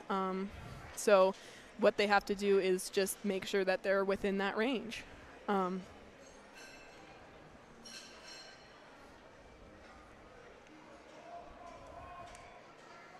we're going to have Alice on 1 with a 67.5. And smooth for Paul on 2. That looks solid. And it is with 3 white lights from West Point. And then he will be followed by Melissa, who missed her opener but has moved up to 40 for her second attempt. So we hope that she will be able to get in this second attempt, even though she missed her opener, so that she doesn't have to try and come out and do it on her third. But yeah. Abigail with the 3 white lights on 1. Good to see it. Oh, I'm sorry. She's up next. Abigail with 67.5 on 1.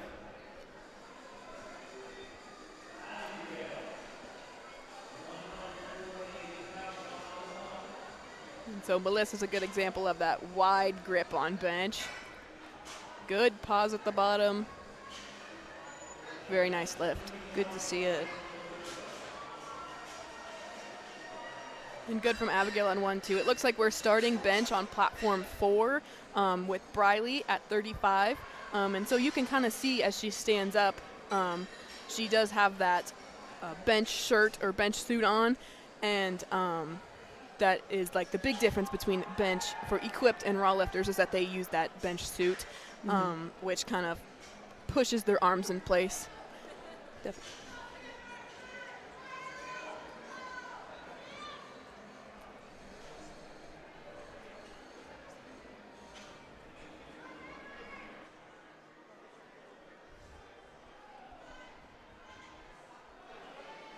Tommy Lee on platform 2.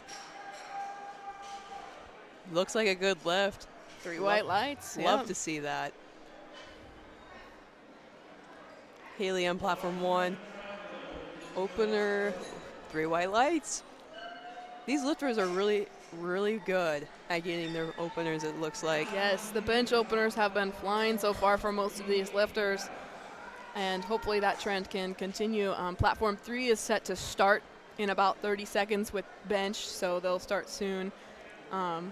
You saw on platform 4 with Natalie, she's one of our equipped lifters, and you can see that she kind of has to pull it down almost against that bench suit to get the bar down to the chest to be able to pause it, and then it kind of pops off the chest a little bit because of the bench suit.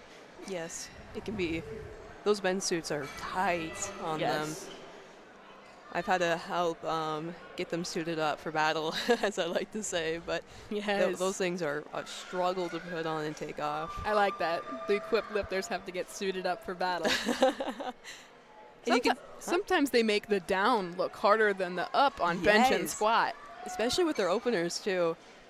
It's a struggle to push against that suit. That fabric is tight. You can see some lifters with a belt. That is not required for bench, but some lifters do prefer to have a belt for the stability and to keep tight during bench. Yes, and So some lifters will use their same belt for bench, but a lot of lifters who use their belt for bench will use a thinner belt, Yes. like a 1-inch belt instead of a 3-inch belt, because it's a little bit smaller and it might make it easier to arch. If they're a person who arches, sometimes it's hard with that thicker, longer belt. Yes. But the thinner one can be easier. So you saw that with like Sophia. She looks like a thinner belt on for bench, and that belt just still helps with the bracing like it does on the other lifts. Yes. Like I said, it's not required. However, like some people do prefer it. I know a lot of people on our team do prefer it. And from what I've seen with powerlifting, it's more common for the guys to wear a belt on Yes. bench than the girls specifically. I think it's to trying to keep up with the arch. Men kind of struggle with arching, unlike women, but they use a belt to take up the slack. And the belt doesn't actually add any pounds to the total. No. It just is like a reminder for the lifter to brace, and it gives them a tactile cue basically if they're bracing properly or not. Yes. Platform 1, Olivia, let's see it. Opener, love it. 3 white lights. And that was good as well for Autumn on platform 4. She's followed by Leanna Grace Hull with 55 kilos from Sam Houston State University. That is a drive. Well, I suppose we're in Oklahoma. Never mind. Okay. I bet they did drive. I bet they did drive. Because they're close. But, yeah. We have platform 1, Riley Ladd, a teammate of ours. 92 and a half. I know she is the current American bench press record holder for her weight class, and I expect that she is looking to break that today. I've had to work out with her in the past, especially with bench, and she is leaps and bounds ahead. She is insane. Easy 92 and a half. Love to see it. And the 3 white lights to follow. Platform 3, you can definitely see that bench shirt. And you see on platform 3, she's explaining to the person who does the lift-offs what she wants in the lift-off. So likely that's telling them, I'll count to 3 and then you give a lift-off, Yes. or I'll nod at you. And it just it helps communicate to the spotter what you need in a lift-off. Oh, absolutely. So when I go out to bench, I like to say, you count to 3 after I arch. Once I stop moving, look at me, count to 3, and then go. Yes. But you can tell them whatever you want for instructions, and they will do their best to follow it. Everybody will have the same person doing the lift-offs, so it's not like they brought somebody specifically to do the lift-off with them, which can be kind of hard if you're used to having a certain teammate or a certain coach give you your lift-off specifically. If it's a little bit different, it can put you in a different positioning and be hard. But that's why I appreciate when lifters go up and communicate clearly to the person doing the lift-offs what they need. Yes, it's extremely important. I personally do it. It's very important, especially if it's your lift that's on the line and it's not theirs. But let's see, Emma on platform 3, equipped. Nice and easy. Yes, very strong. Ooh, we got 2 whites, 1 red. Still got the lift. Haley, platform 1 with her second attempt. And so we talked about the colors on the squat and what some of them mean. On bench press, the color cards for failure. A red card is if the bar is not lowered all the way to the chest and put there for the pause. So it has to go all the way down and touch your chest. If it doesn't, that's a red card. A blue card, like squat, has cues for downward movement during the press. If you press up and go down and then back up again, that's a blue card. Blue card is also failure to press the bar all the way to an extended elbow at the end and beginning of the lift. And then yellow is the heaving or sinking of the bar. Failure to observe the signals, which is a lot of what you're going to see the yellow for on bench, is not listening to the commands. Commands, And then yellow is also the obvious failure and the contact with the bar from the spotters, loaders. Yes. For bench especially, it's very, very important to keep in mind the extent of the commands. It's the most command-heavy lift, and a lot of athletes can't really hear over the screaming, the yelling, and that's not necessarily a bad thing, but it's important to keep in mind, especially to avoid those flags. Platform 2, we have John Martin. And on platform 3 and 4, both with their openers, we have Jasmine at 57.5 and Sally at 72.5. And you'll see Sally, just like we talked about, is explaining to the spotter what she needs in her liftoff. Good for her. And on platform 3, unfortunately, that's going to be a no lift. The spotters aided in the assistance of the bar as they saw the bar go down. Spotters are trained to pull the bar up whenever they see the bar go down. Yes. If you pause, that is all right in the middle, as long as the bar does not go down at any point during the lift. Yes.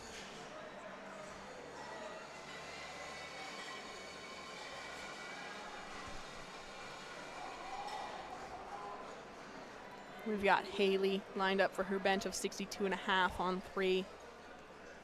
Platform 2, Paul Wynn with 95 for his second attempt.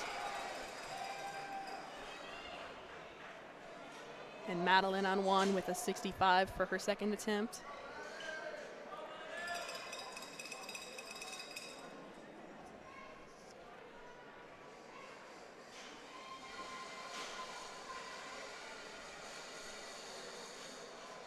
Three white lights on platform 3. Good lift. Let's push. Come on, Paul. Quick lift for Madeline on platform 1. That's good with the corresponding Nice. 3 white lights. Definitely earned those. Made it look easy. Nice fight for Paul Wynn on platform 2. And then we're going to have Alexis with her opener on platform 4.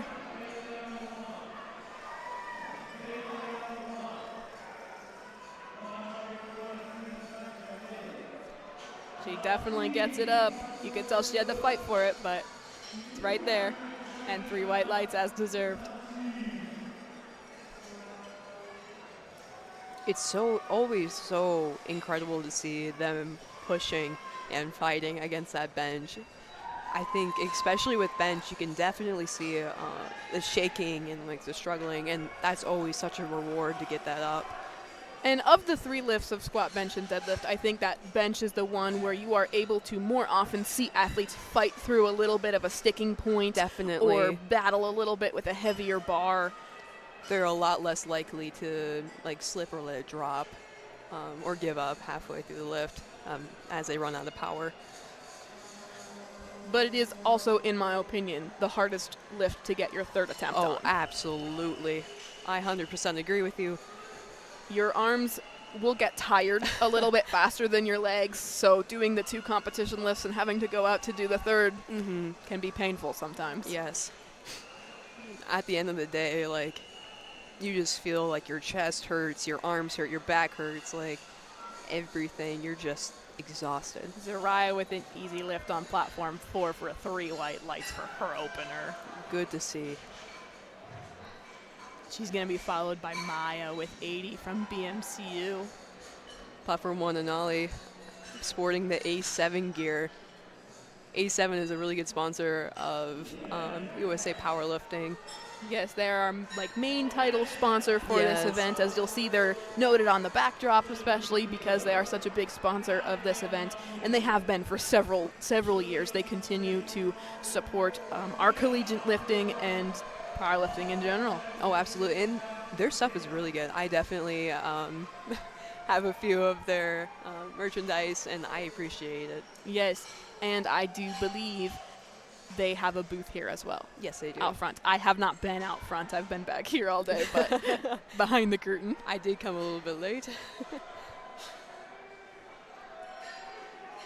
We got Lillian with her opener with 75 on platform 3. Tommy Lee explaining her lift on platform 2. Nice high five. Yes. I think she did that for the squat as well.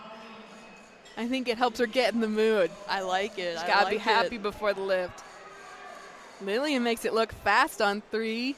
Ooh, 3 white lights. Good. nice opener. Platform 2, this is Tommy Lee's third. No and lift. An opener for Jennifer at 82.5. These numbers are crazy to see. Yeah. Nice push for Alice on platform 1 for her second attempt at 72.5.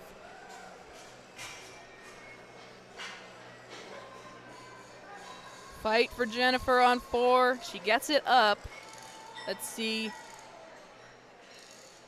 No. 3 reds, unfortunately, with that blue card for that downward movement right in the middle. She kind of got caught at that sticking point and fought through it, but unfortunately was not a continuous motion.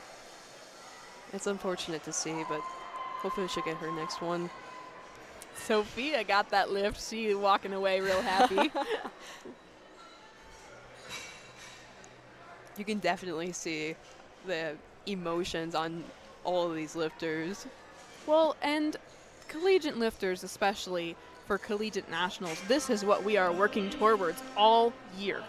We go to Yes. competitions to get a qualifying total to come here. We train all year to come here and compete. So getting those lifts in on that national stage is rewarding and gratifying. It is the best excitement in the world, and the night after, you're just, like I said, exhausted and you just take a nap. Yeah. All this lead up. Powerlifting is an interesting sport because you do the same thing day after day to add 2.5 kilos. Nice push for Abigail on platform 1. No lift, unfortunately, on platform 3.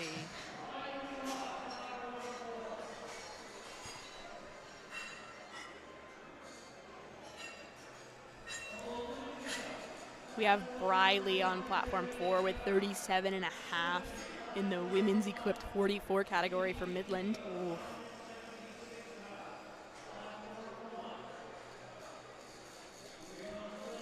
These And Midland you can see it kind of on all 4 platforms right now. All the women that are getting ready to bench have that pink wristband on. That's just their wristband so that they can get back into the warm-up area for the session. It's not equipment or anything. Mm-hmm.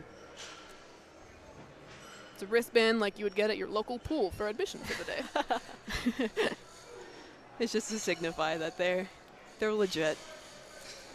Nice attempt for Olivia on platform 2 for her third. That looked like a good attempt for Emily as well on 3. Yes, 2-1. Awesome. It's always rewarding to just like squeak by. Even more rewarding to get all 3 white lights, but The third light was a yellow light. I'm guessing maybe the side judge didn't feel like she waited long enough for the commands, but that's fair.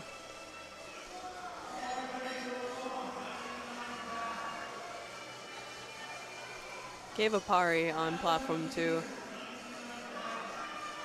and Natalie on platform 4, 45. Going down real slowly. Pause. And easy on the up. Love to see it. 3 white lights. Very nice. And that's where you can really see in the equipped lifting when I said it was almost harder sometimes to get the bar down than it is to get it up. And that's where that red light kind of comes into play. Sometimes they might not get it all the way down to their chest or have to fight to pull it all the way down instead of that fight on the up in where you're going to see in raw. In raw, you're going to see the opposite. It's going to go down a lot faster than it goes up.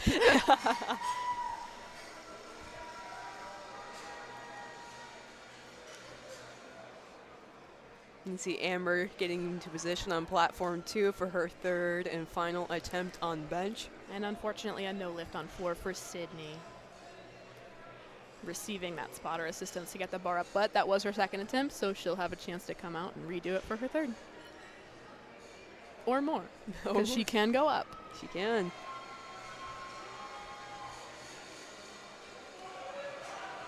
Solid press for Amber on 2. 3 white lights. Good to see it.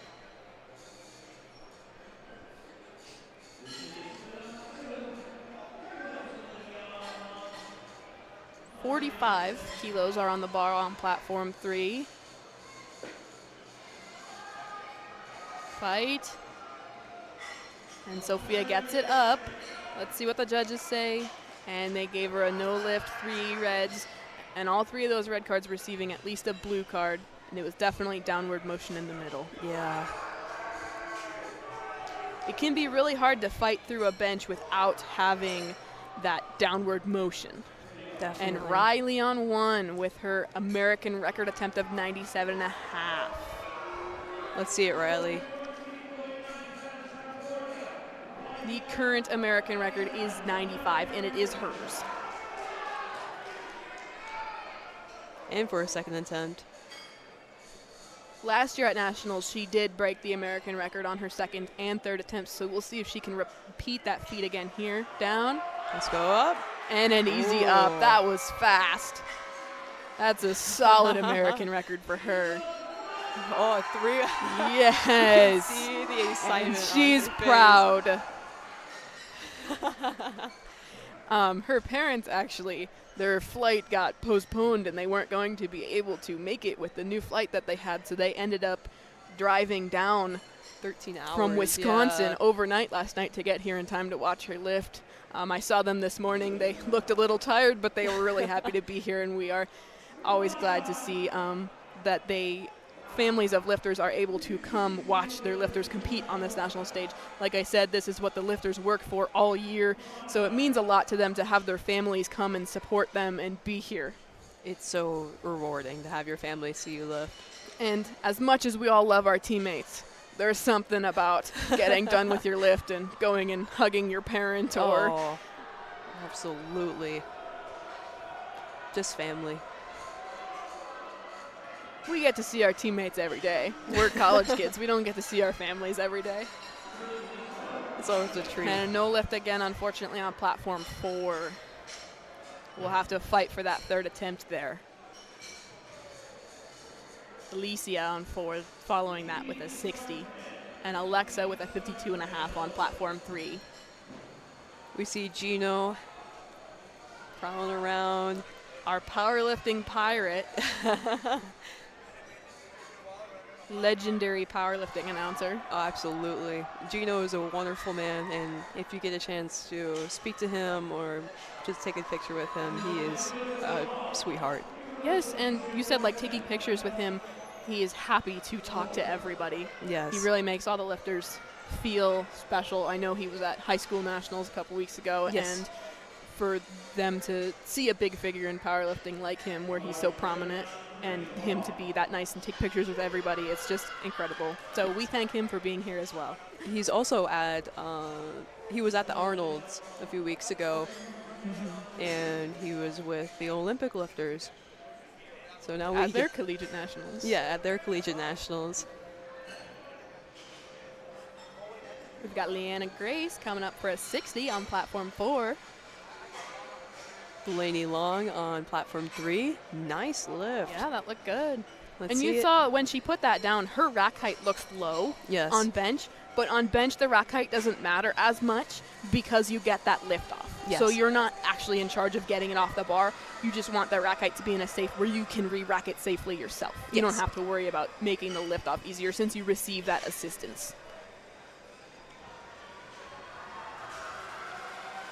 There are also safeties on the bench in case the spotters might not be paying attention and miss your lift. The safety is also there to catch the bar so it doesn't fall on your face.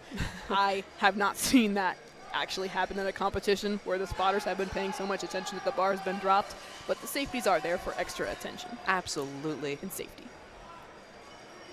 Nassim Hamid. No lift, unfortunately, on 1.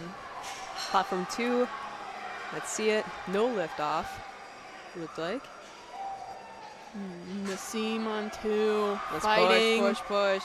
Come on. You can see the. Oh, and he spotters fought now. hard and long in the middle, but just unfortunately couldn't get past that sneaking point. I feel like we're at a race car, like NASCAR Yes, drive. the spotters are so fast changing the bar in between the lifters. I wonder if they practice. I can assume that they do. They usually have a meeting. Probably. Yeah, before. Let's push on platform 1 and Emily. No lift, unfortunately. Sally going to a 77.5 on platform 4. It's good to see. Yeah. It's a nice jump. Jasmine making that second lift look easy after missing her first attempt. Yes, and 3 white lights for her. Let's see what she goes to for her third. That looked easy. That did look really easy. That's exciting. Especially with lifts like that, where they miss their opener, but they finally get on the second.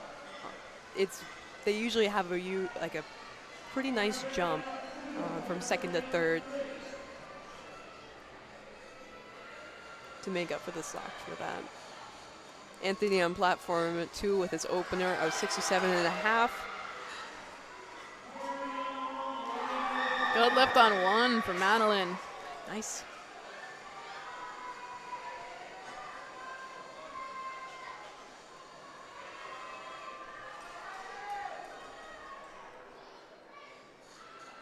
Long pause, it felt like, on platform 3. That did seem like a But long. that was a strong lift. Solid after that long pause, but 3 white lights for her. That's impressive. That is extremely impressive.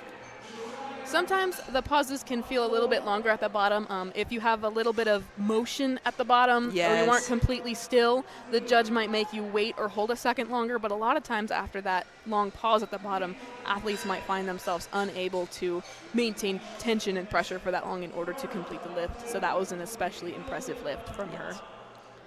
Our coach especially trains us for that. He makes us pause at the bottom and pop right back up. But it's super hard on those days. Yes, and all of these lifters who are competing here today will have had practice with the Yes. pause and the waiting for the commands, likely commands given by teammates in practice or coaches. But sometimes it's just different in the competition.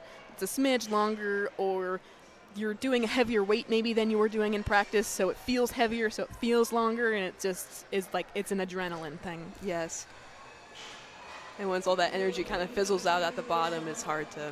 Right, and we have another American record attempt. Oh my Moving goodness. over to platform 4 with Alexis. She's going to 81 for her second attempt.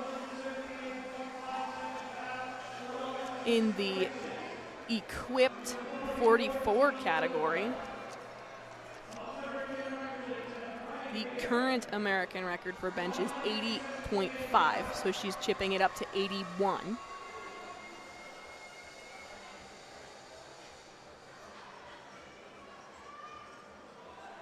Let's see, Alexis. Ooh. Nice push. She fights and she gets it up. Let's see. Nice. 3 white lights. Good fight for that one. That was her second attempt, too. Yes, we'll see what she does for her third.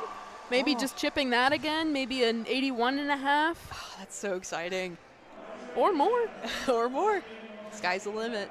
Angel Martinez on platform 2 with his opener of 90 kilos. All right, we're looking at Mercedes on platform 3. She has been having a long day, and she had missed all 3 of her squat attempts and her opener on bench, so we're really hoping that she can get her second attempt here with 80. Hopefully she found her groove and she'll pop this right up. All right, let's cheer for her.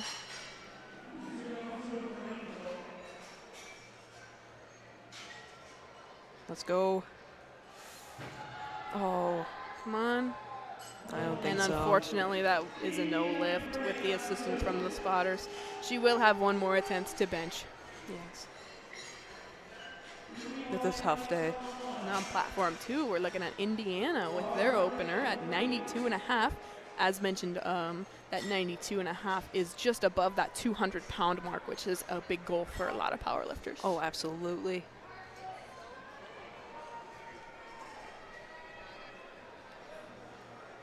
I know a lot of powerlifters will go like 225 to 315, just adding those plates on, especially in pounds. Good lift on 2. Very nice. And we're looking at lifts of 80 and 85 on platform 3 and 4 respectively for Lillian and Maya. These equipped lifters do not quit.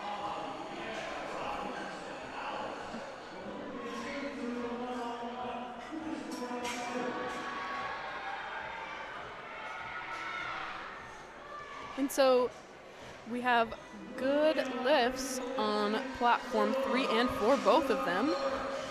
Very So nice. good for them. Very You'll nice. notice that each platform has a clock running up in the upper right-hand corner of the screen for each platform. That clock is 1 minute in between each lift once the bar is called loaded for the lifter, and the minute is the time that the lifter has to receive the start command on squat or bench or start their deadlift. There is no start command for deadlift, but start their lift. And once that clock runs out, they Time out, Yes. unfortunately, and that lift will be recorded as a no lift. yes, and they will have a chance to try it again. If they unfortunately do not make it in the time and they do not hear their name called, then they can be DQ'd. In some cases, I should say. And that was a fight on platform 3. The one arm went all the way up, but the other arm just didn't match it. So unfortunately, that's a no lift. Stephanie for her third and final lift on platform 1, 82.5 kilograms. That is nice. We didn't see it much on squat, but the judge can actually call for you to re-rack the bar before they give the start command, and that a lot of time will play into the clock as well. Sometimes on bench, you might have to re-rack the bar if they don't believe that your elbows are straight at the start of the lift, Definitely. or if you're not staying completely still before you start the lift, they might have you re-rack the bar as well. Then you can continue to, you may take a second, get another lift off, and try again on that same attempt, as long as you didn't try to do your attempt, as long as your second attempt still gets that start command within that minute clock. Afali on platform 2. And Emily on 3 with the American record attempt at 95.5 for Oh. the women's equipped 48. Holy moly. And that's unfortunately a no lift. It just wasn't there. Oh, She got stuck and could not fight past that sticking point. It went straight back down. good lift. From Sydney on 4 with a real close grip on her bench. Oh my gosh. That's really working It's that a triceps. good fight, but unfortunately couldn't get it past that point in the middle. So unfortunately that's a no lift, but she did get her first bench in, I believe, so that will be recorded. Fighting for Katie Leal on platform 1. No lift, unfortunately, for her third attempt. We have Ethan with his opener on platform 2 at 102.5. That 102.5 is the 225-pound mark, which is a big goal as well for a lot of lifters. Many of the lifters who compete on collegiate teams, some teams may not have kilo plates in their gym, so they might train in pounds and have to do the conversions for the competition. So that 225 two-plate bench press is a significant achievement. Very incredible to see. With a lot of these lifters, they have typically a wider grip on that bench. That is mostly biceps that is doing the work, and shoulders. Closer their hands are together, that is tricep heavy lift.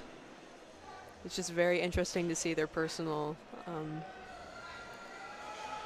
necessities. lifters will also try both Yes. throughout their career and train both It's as well important to work the different muscle groups, and they'll pick what works best for them for their Yes. competition, which one they can lift more with. And we have Riley Ladd coming out with 100 on platform 1 for her third attempt.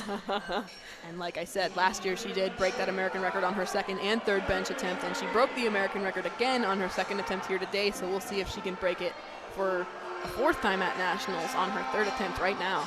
We can hear our team from behind the curtain just screaming for her. incredible to see. Let's go, Riley.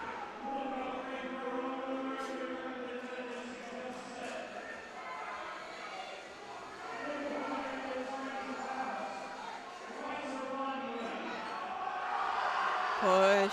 Let's see She it. fights for it. She gets it up. Let's see. Unfortunately, that is a no lift. Looks like she Shoot. got blue cards, so a little bit of downward motion on that left-hand side. It's unfortunate. That was really close. That's okay. She still got her record. Yep, she broke it on the second attempt. She upped it. It's what she wanted to do today, so And I'm glad she accomplished that. yeah. Good to see her in deadlift, too. And I think that 100 there had good indications that she will likely get that at her next competition. 100%. So close.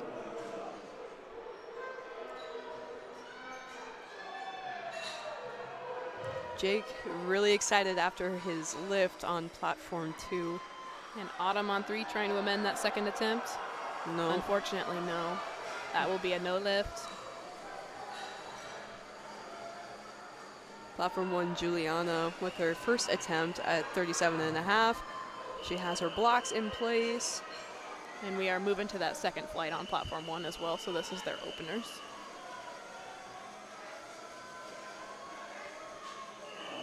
That looked like a good, snappy lift.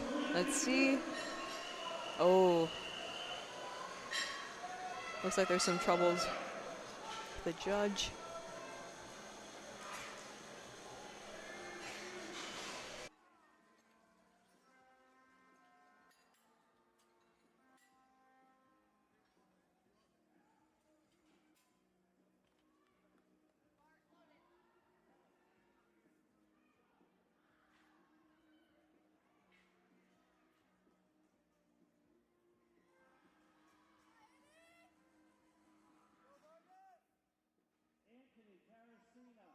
Platform 248 pounds, the lift is good.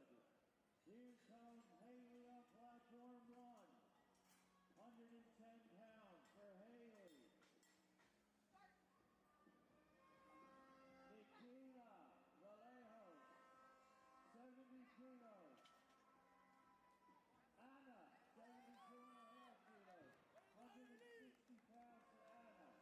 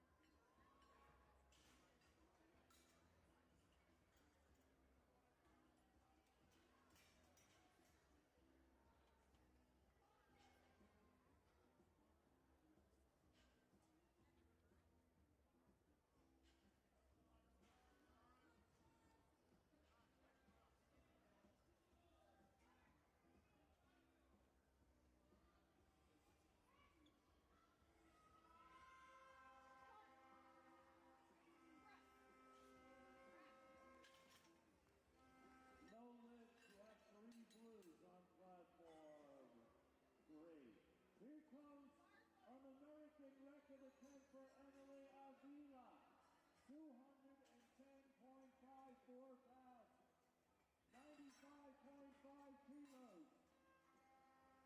Texas A&M, Higham, Aggies.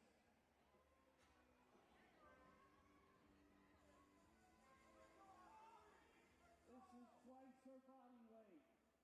Twice her body weight.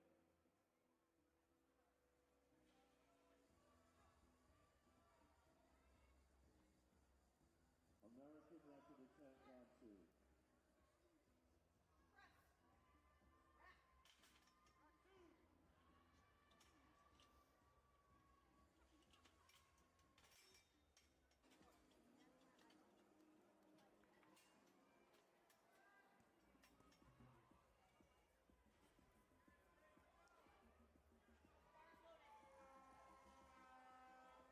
Garcia, the lift is good.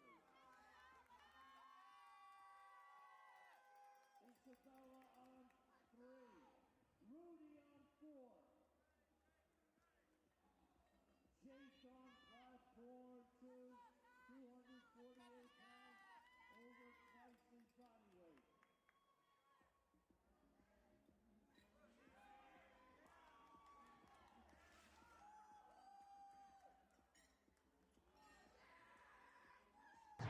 Three wide lights.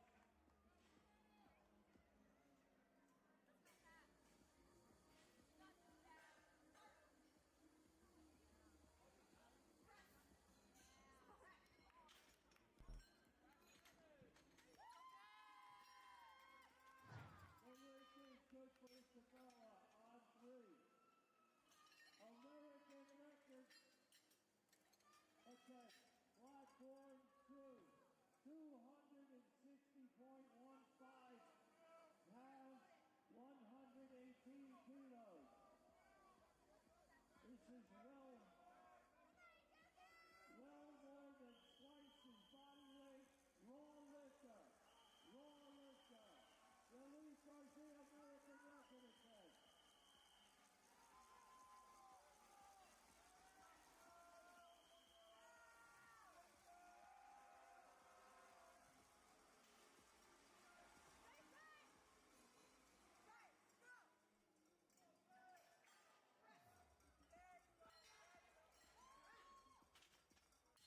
Juliana, the lift is good for Juliana.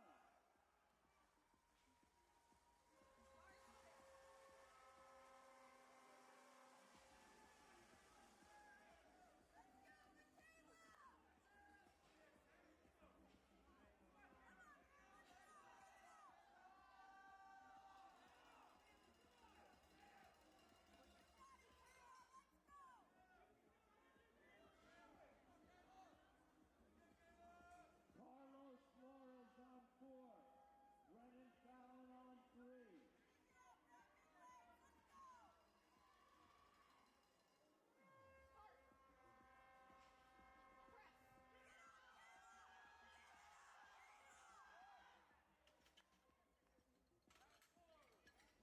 No lift on 1. Samuel on 2. The lift is good.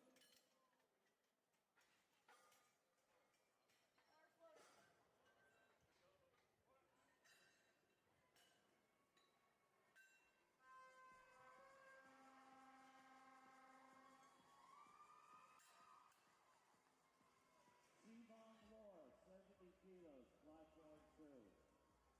Penny Vu, platform 1, 104 pounds. Alexa, platform 3, 126 pounds. Adrian, platform 4, 242 pounds.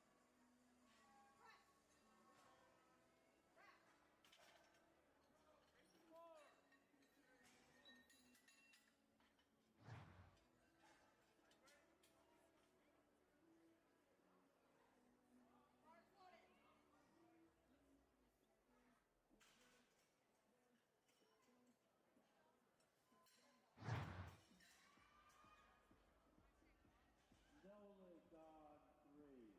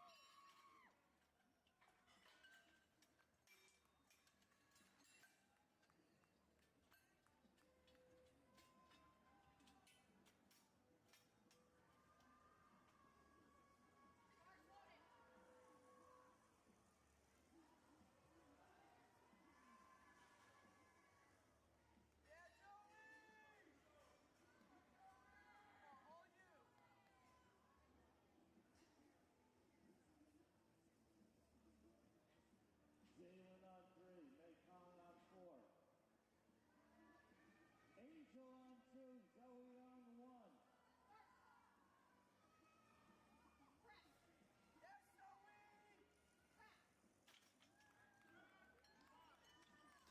Three white lights on 1.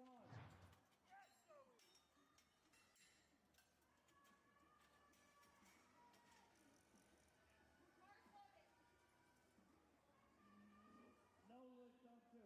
Here comes Kevin on 2. Ashley on 1.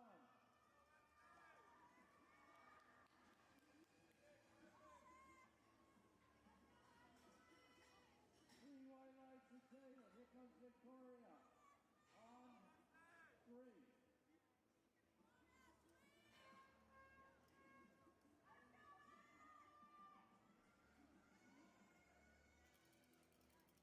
Lawson on 4, 220 pounds. Victoria on 3, 182 pounds. Three white lights on 2. Everything's good. No the bar for Christopher. Bar's ready for Christopher on 2. Ashley on. No lift for Ashley.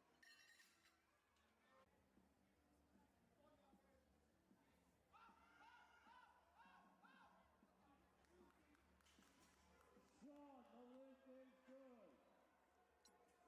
Rosario coming up.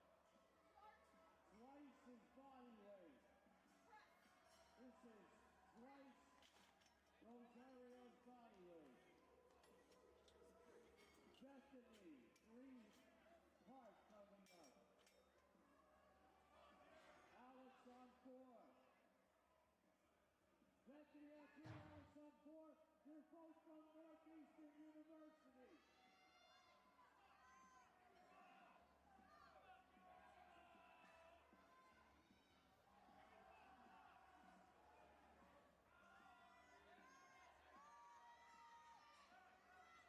Northeastern on 4. Here comes Bethany from Northeastern on 3.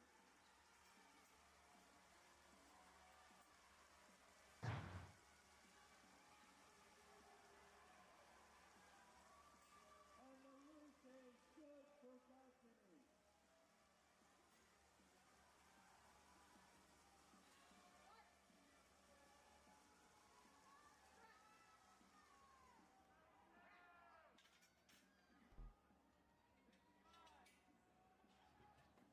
Austin on 4.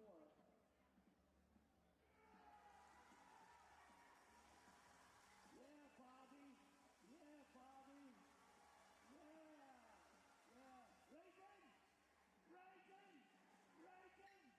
Reagan! Scream for him and Bobby!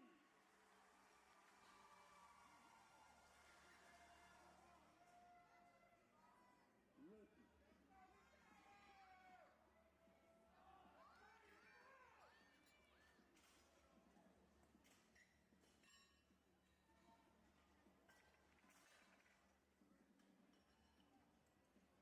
Rudy on 4.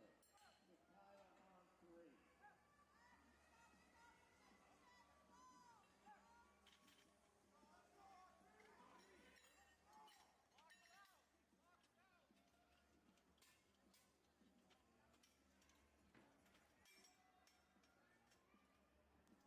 Way to go, Sakaya. The lift is good.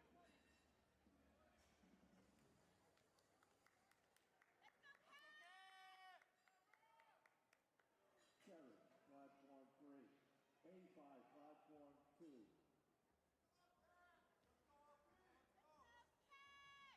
Katrina, platform 1.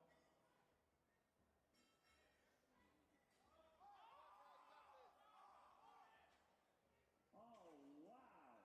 Well over twice his body weight, raw A5. The lift is good. Here comes an American record attempt for Jake Stone. 118 and a half kilos, 261.25 pounds. Bars ready. Jake Stone.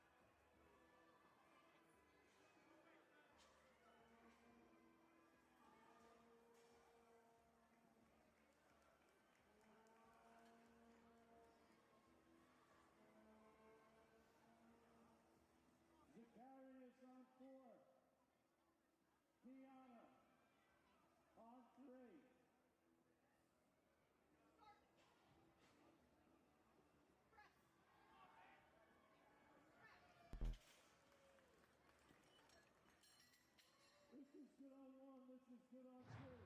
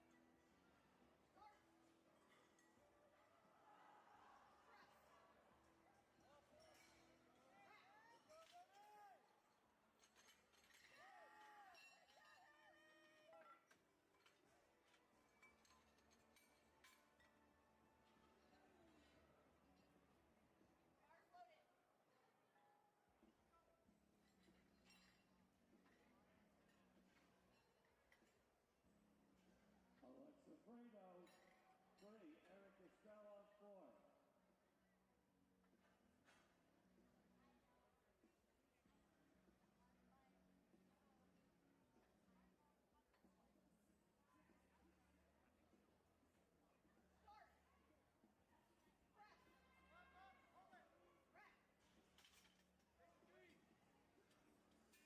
Alexa, which is good on 3, which is good on 1. Madison coming up on platform 1. Madison, 121.3.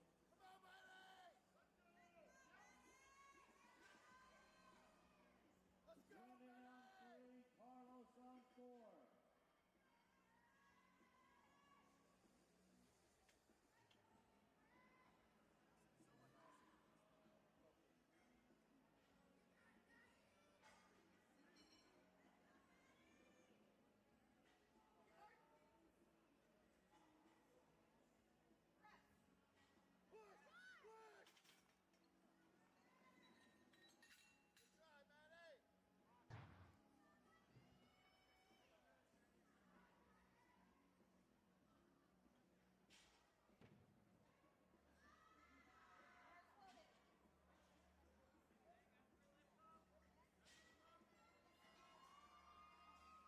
Which is good on 3.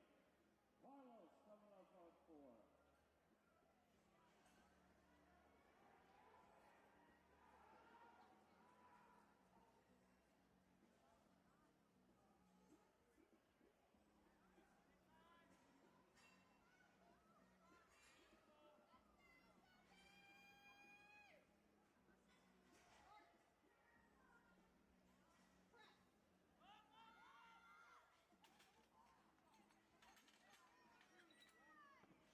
Nolan's on 1. Here comes Abby, 143 pounds, platform 1.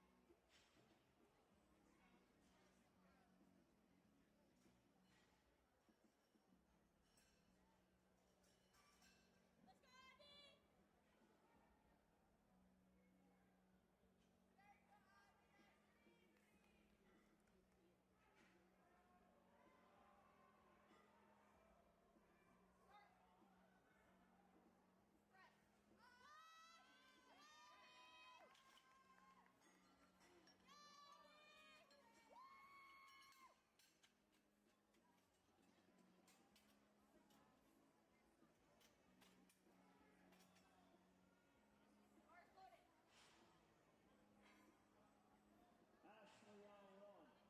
Olivia on 3. Nakon on 4. Ashley 143. Ashley 148. Olivia 148. Nakon 240.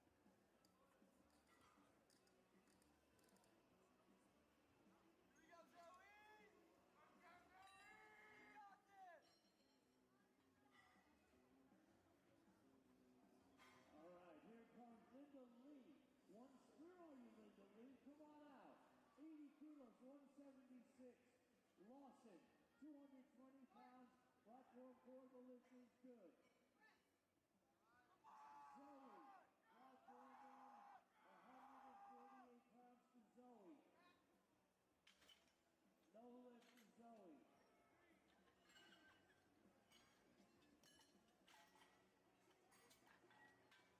Load the bar for Paige. 170 pounds for Paige on platform 1.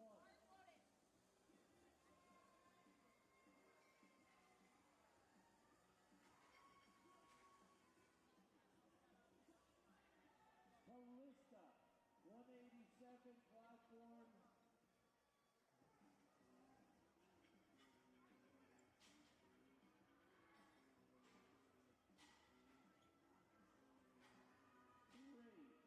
Alex on platform 4, 237 pounds. Here goes Callista.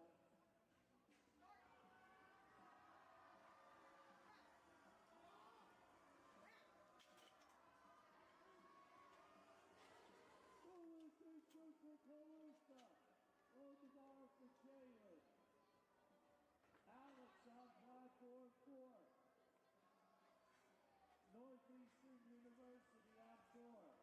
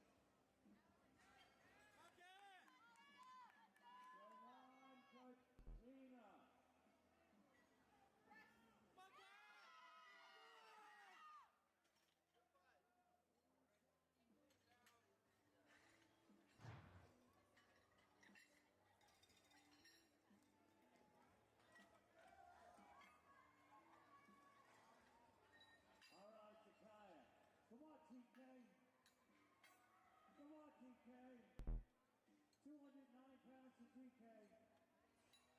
Up next is Cherish.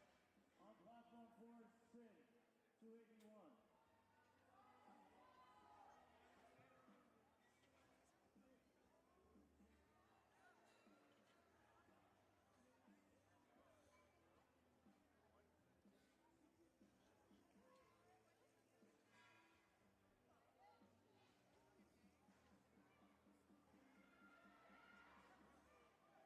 There you go, TK.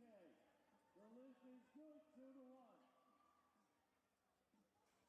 Sheriff Anderson, good morning, Miss Anderson. Next is Garcia, platform 3. Kylie, platform.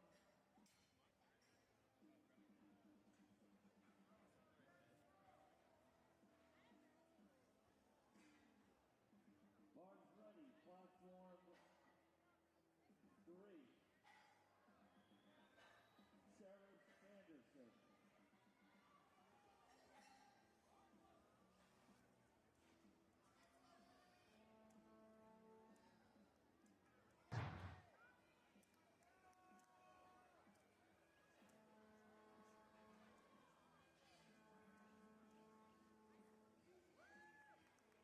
Tommy Lee, platform 2, the lift is good.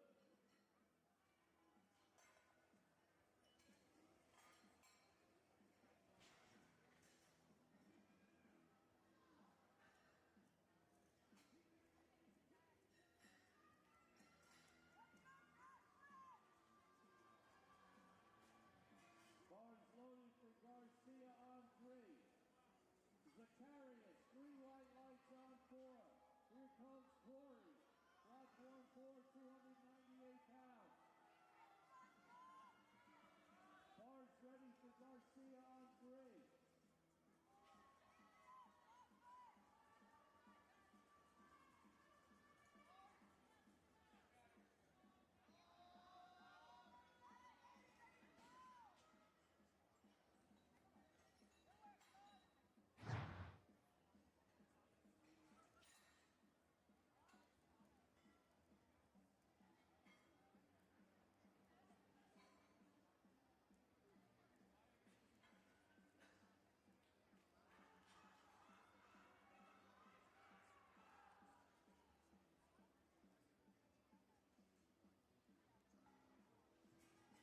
No lift on 3, no lift on 4.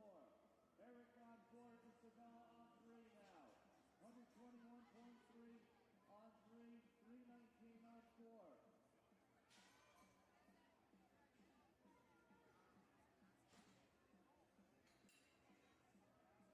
Bars loaded on 3.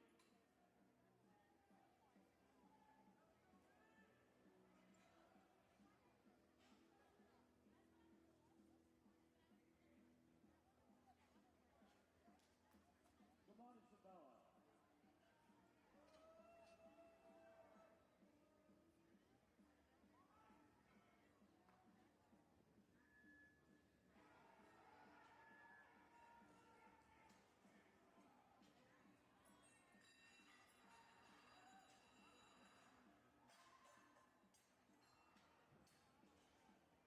American record attempt on platform 4. No lift on 3. Barnes ready for Nassim on 2. We're pulling on 2.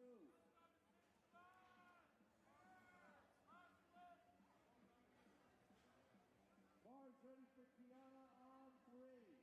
Carlos on 4. American record attempt 330 pounds with Carlos.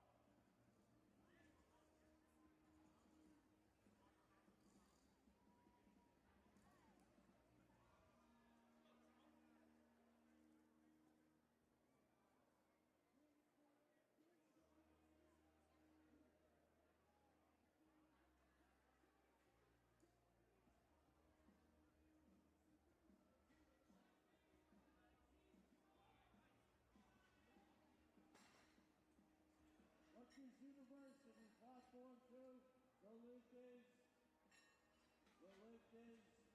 Rhonda. The lift is good. Christian Tramp, platform 2, 386. LSU, platform 3, Anna Castro. 143 pounds, no lift for Anna. Here comes Olivia then Callista. It's nice to sit and not have to get up.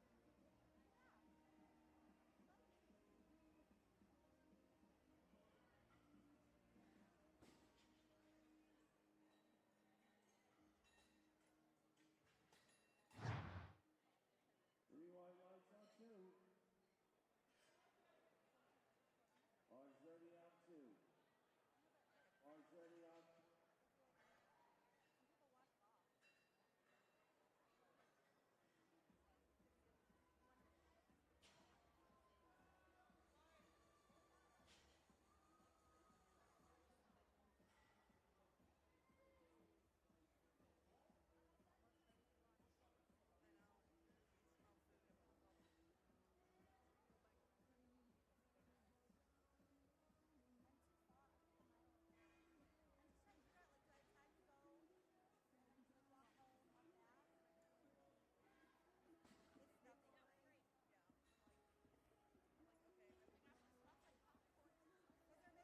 They just get on 2.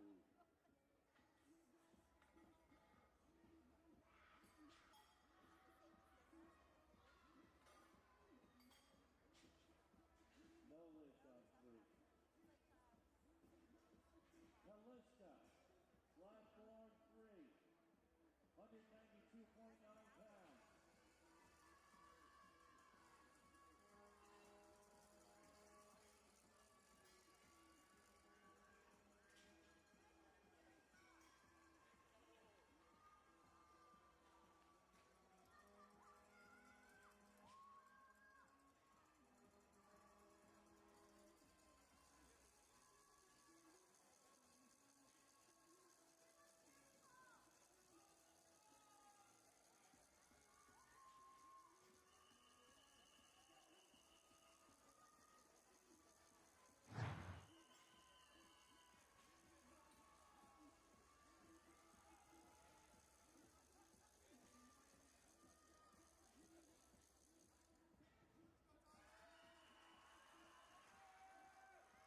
Give her a round of applause for that attempt.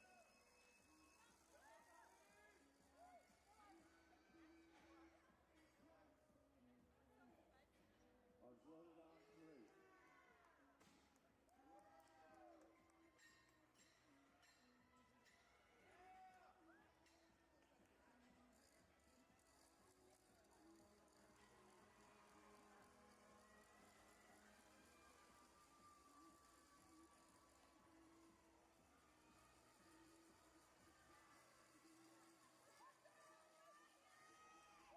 Warriors.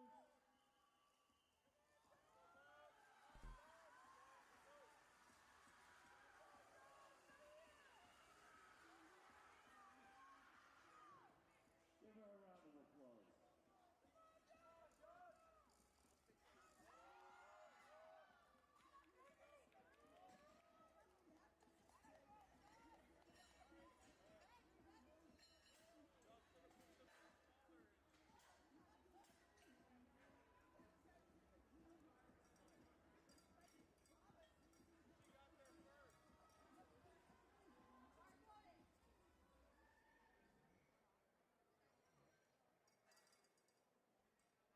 Galena then Victoria, platform 3.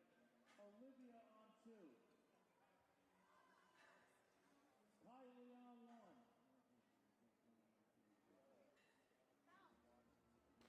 And Kylie on platform 1 gets 3 white lights. Here comes Emily on 1. Olivia on 2.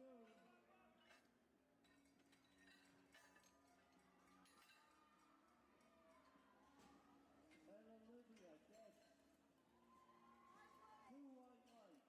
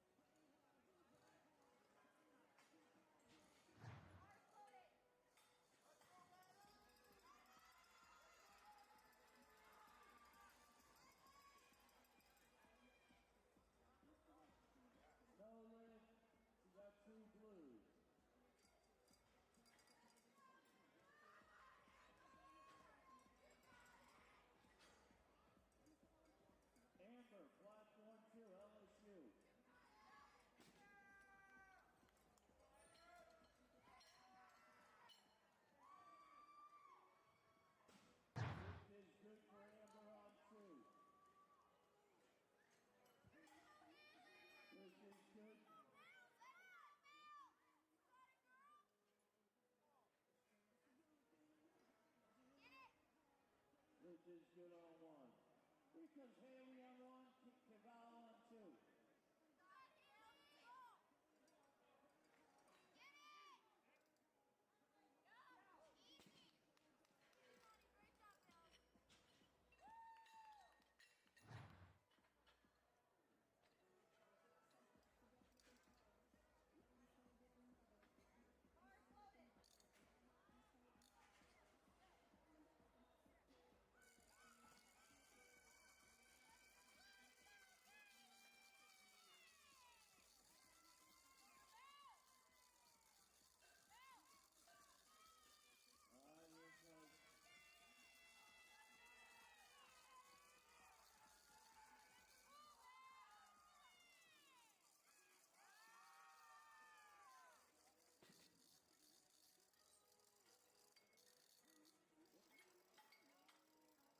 Jamie Leo.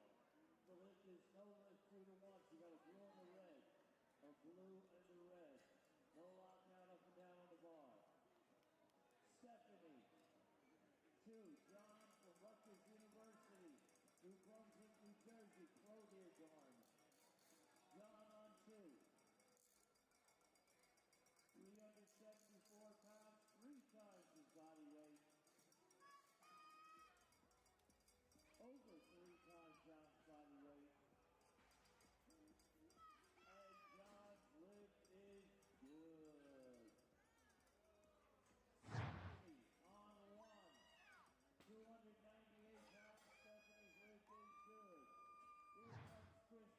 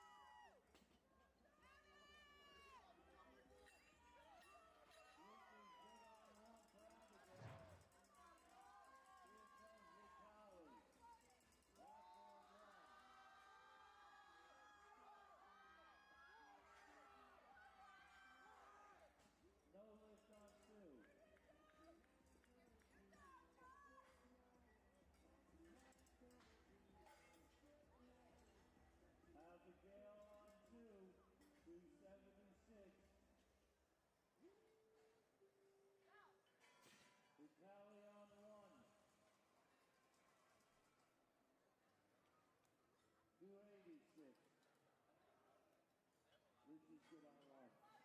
Here comes out the ball on 276. Alexis, 264, 5.4.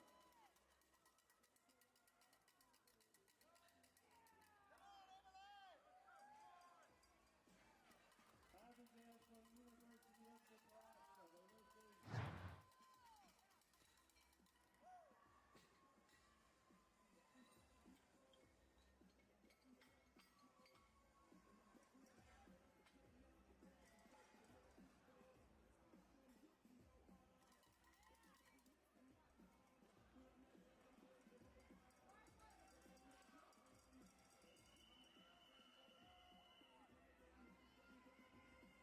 Melissa, platform 2.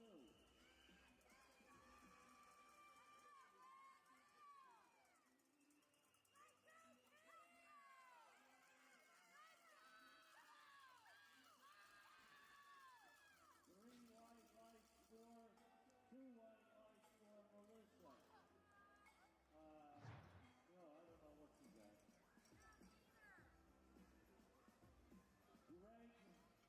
Greg Page leads report to platform 3. Greg Page.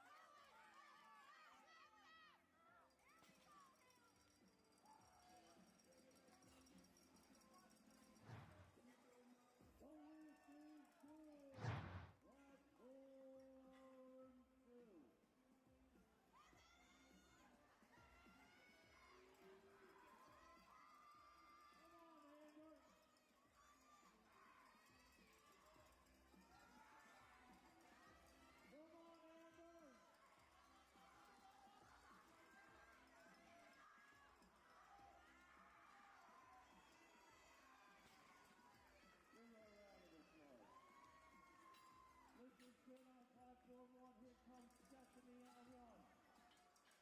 308 pounds to Stephanie. Kay Ball, platform 2. 330 pounds guard ready for Kay Ball. Marley Martin on 3. Sydney on 4.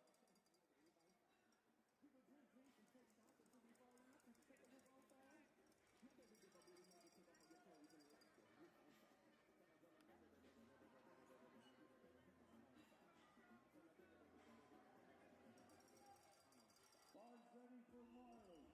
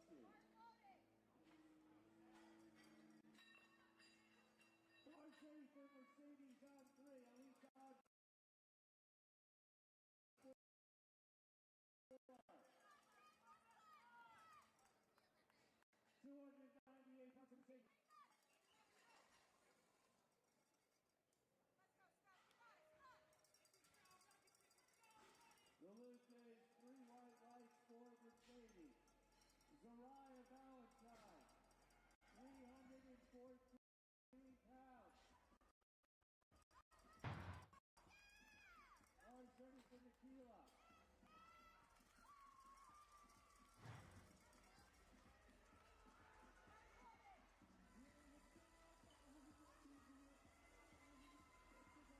Anthony on 2.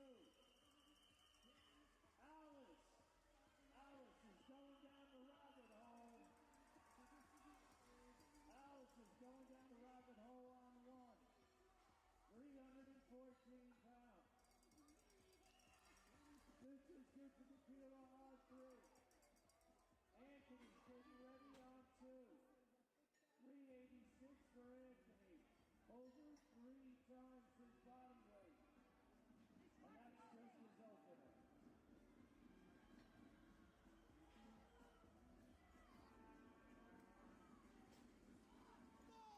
This is good for Anthony. Let's go, Liv! Come on! Benjamin Rowe. Here we go, take your time, let's go! This is good. Olivia on 1. Indiana on 2. There we go, let's go! 386 for Indiana. Come on, let's go, let's go! Up! On! Here we go!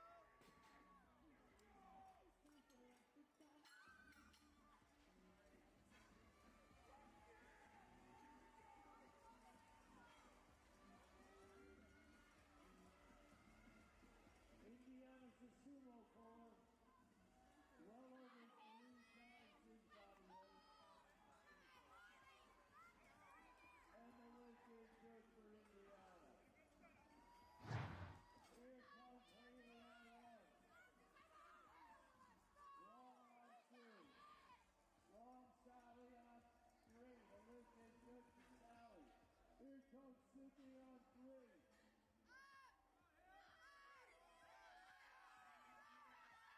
Long on 2. The lift is good. Sydney on 3. Avery on 3. Sydney on 3. Avery on 3. Angel, 407 pounds. 3 white lights for Angel.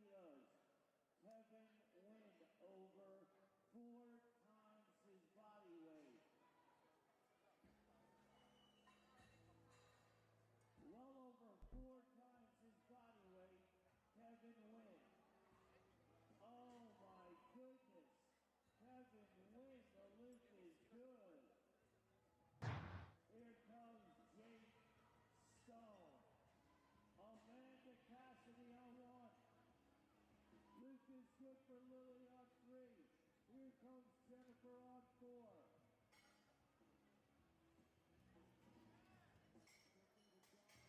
Cars ready for Haley.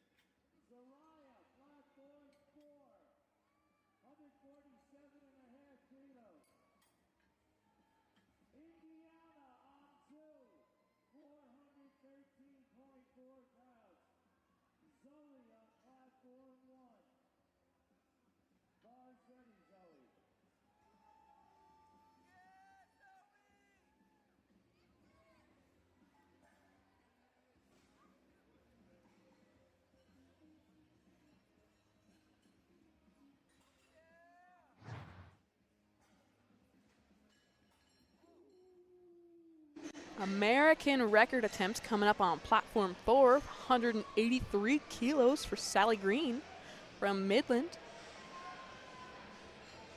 Mighty impressive.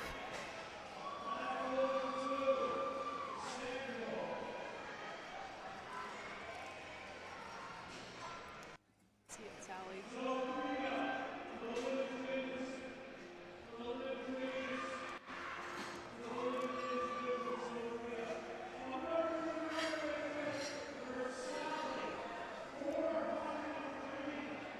That's cool. Come on. Oh, she looks a little lopsided. No, I don't think she's locked out. I think they're going to get her on the downward motion there. Yeah, no. No lift. Yeah, no lift, 2-1. The middle judge didn't like the lockout, and the side judge didn't like the downward motion, so she got 2 different colored lights. Could challenge it, because all they got to do is challenge the 1 light, but I don't think that that would get past the jury. No. Angel Looks Martinez. like a strong final lift for Alexa, and she smiles when she puts it down. She knows she got it. 3 white lights for her. Very nice. Angel Martinez on platform 2.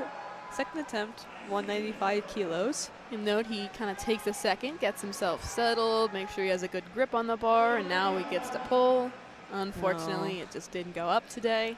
Sometimes it's really hard to get that starting, and sometimes that bar will not budge off the ground. I know I definitely have experienced my fair share of bars that will not want to go up. Sofia Gomez on platform 3 with her last attempt of 117.5. Let's pull another stubborn bar. No lift. Looks like on platform 4, we are on our openers for deadlift for the second flight.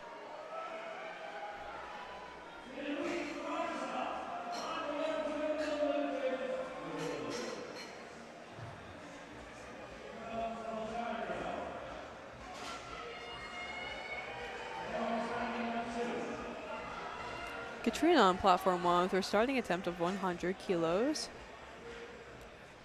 Let's see it. Nice pull. Nice and strong base. Avery is proud of herself after that awesome pull. Nice job. We love to see it. Very impressive. Excellent work from her. She will be followed by Lillian at 135. Very nice. I love the energy that we have today. It's important. Bethany on platform 1 with her starting total of 102.5. Looks like 3 light weights. She looks very happy with that. Excellent lift from her. Definitely. Now we have Afi Lee pulling a 202.5 Nice. on 2. That jump is pretty average of a deadlift. Pretty consistent with the rest of the pack. Definitely. Yeah, 12.5. A lot of people jump 10 or 12. Definitely. Let's pull. Oh, no, I don't think he locked out. Yeah, he might get called for a little bit of up and down at the top. Yeah, he did. Yeah. Juliana on platform Lillian, 1. no lift on 3. Carlos, 170. Very nice. No lift. Up and down. Oh, shoot. Seeing a lot of that up and down call today. Definitely. Michaela on platform 1 with her starting attempt of 112.5. Lightweight. Nice and easy. Solid from Michaela. It's super important, especially with your openers. She looks so happy. I love when lifters are able to be proud of themselves Absolutely. as they're lifting. And you can see the spotters and loaders scrubbing off the bar every once in a while. That is important to keep the knurling fresh. Yeah, sometimes the chalk can kind of build up on the bar in between the lifts, especially on deadlift where everybody is using so much chalk. And then also we mentioned they do have that baby powder if the bar is rubbing against the legs, and the baby powder gets on the bar, the baby powder is slippery. Yes. So they want to make sure to wipe off any baby powder that might be on the bar in between lifters so that the next lifter isn't at a disadvantage. Super important for that. Kevin on platform 2 getting ready to do his 2:42.5. Second attempt. Sporting the A7 Fight socks. from Haley on 3. Ooh, that was a fight. No Lift. lift. On the up and down. Blue card.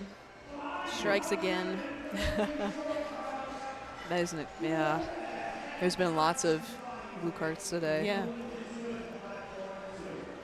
Olivia on platform 1. Their starting attempt of 117.5. 3 white light. She looks very proud of herself. Yeah. Very content.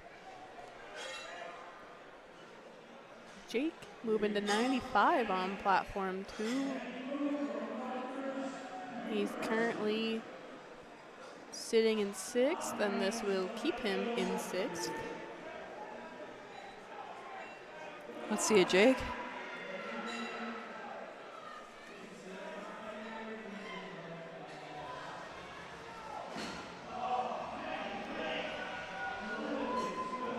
No lift, stubborn bar. It seems like platform 2 has a lot of stubborn bars too.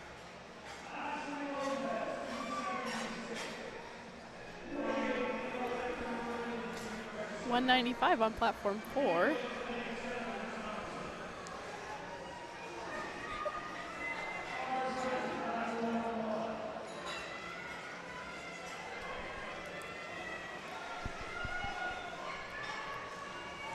Big shout out to Texas Strength Systems for the racks and bars. Yes, I know they introduced the chrome plates. They had them at Nationals last Ooh. year, and they're so shiny. Everybody loves them. Just feels awesome to be able to pick up these shiny new weights and move them around. I do. I have to appreciate it. They're nice weights. My high school had the bars, and those are what we used for meet days, and they were so nice. Very sharp bars. Katrina on platform 1 with her 130 starting attempt on deadlift. She's got like skeleton socks on. I love it. Matches the A7 Domino singlet. I love it. That's what that's called, by the Really? way. That's the pattern. That's impressive that you know. That's impressive. Chimang on platform 2.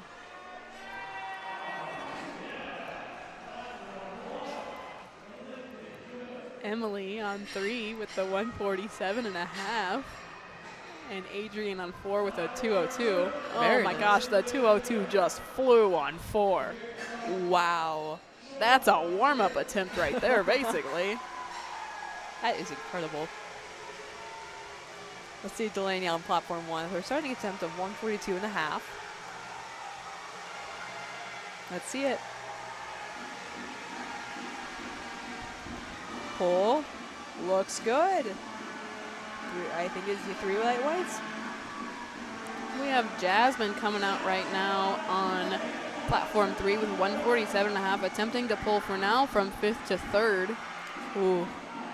Everything hinges on this. Let's go. Easy work for Austin with 205 opener on 4. No, Delaney. Oh, sorry. Doesn't Jasmine. quite get it today for Jasmine, unfortunately.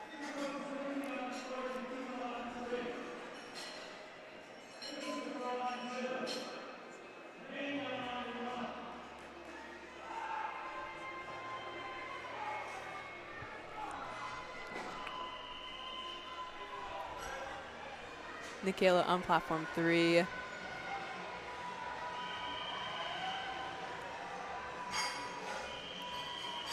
Looking content and very, very determined to pull up this 157.5 final attempt. Let's see it. Come Let's on. pull. Pull. Come on. Lockout, come on. She is slowly inching up. Let's see it, girl. Come on. And No. unfortunately just can't get there today. So close. Almost made it past that point in the middle. You can see that spotter grabbing her.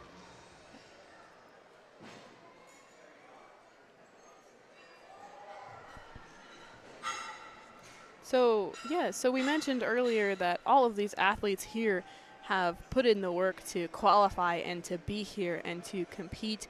And a lot of these lifters that you see maybe pulling for some of like the middle placements, the 15th through 5th, maybe not quite up in the medals yet. It might be their first national level competition, and they had to put in the work to qualify to get here. And the lifters who qualify and get here, being here is like the most motivating thing in the world. Absolutely. So they might not place their freshman year in terms of medals, but they get that experience, and being here and having that experience, you go, I want to go back. Yes. I know I was at nationals last year and I was terrified for it, but I went there and I thought, I want to go back next year.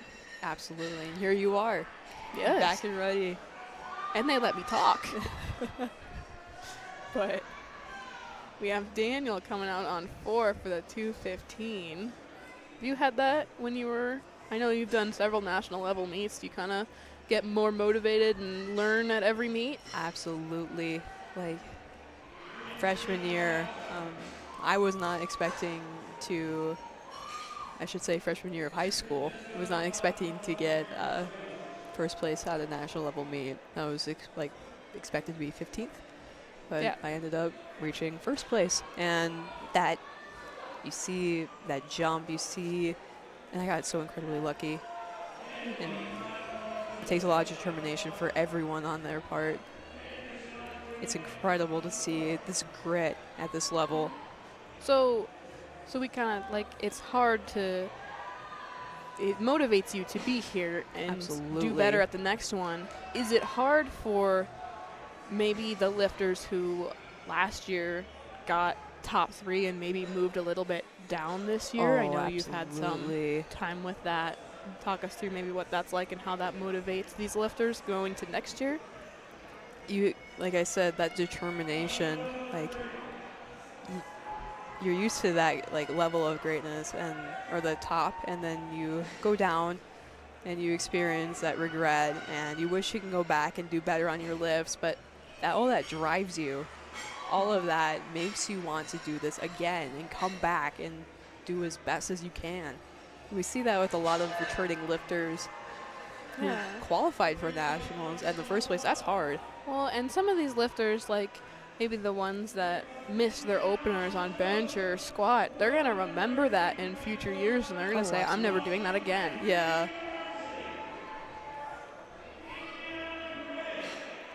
It's important to just keep going. Just keep grinding. We have John Wyatt on 4, 172.5 second attempt. Very nice.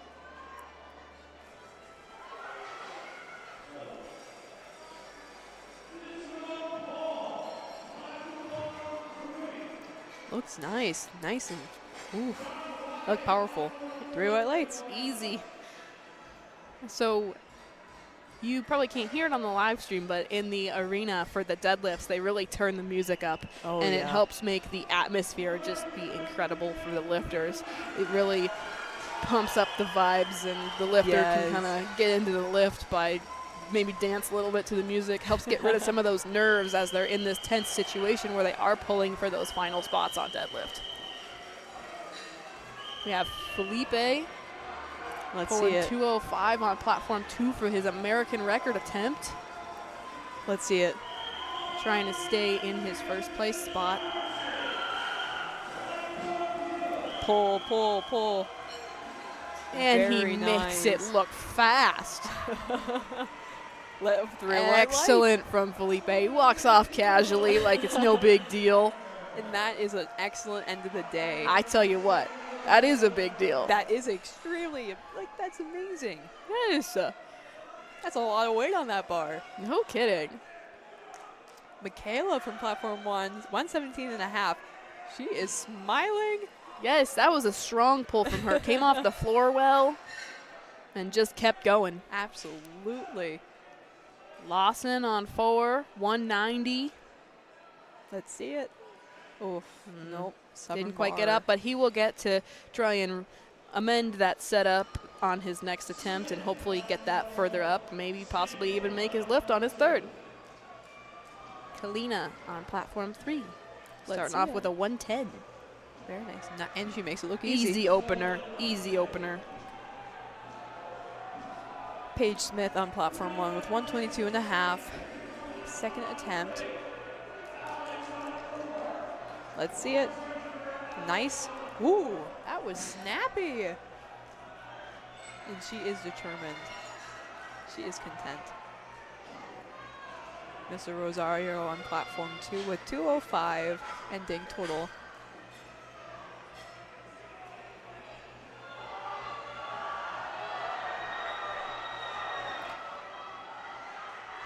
And Jaden is trying to lock out. Let's see. Oh, he He made it. He did. They squeezed right gave by. it to him. Very nice. Good. We have Ethan Hernandez and Kevin win. Yes. Next. And on platform 2, we do just have the 3 lifters left for this session, with Athie Lee coming up with 212.5. He did jump up from his 202.5.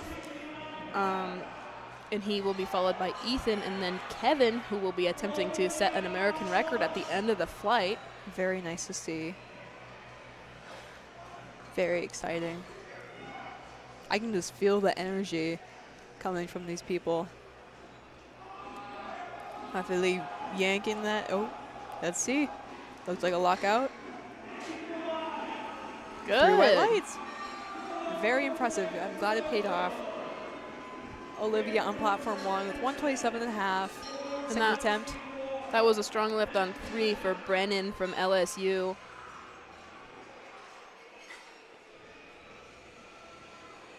All right, Ethan, platform 2. They've loaded up 215. We await his attempt.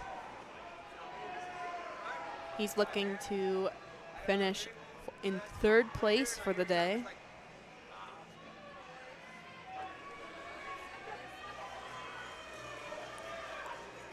Ethan Hernandez. Let's see. Solid from Olivia on 3. That did look solid. Let's go, Ethan. It's like platform 2. 215 final lift.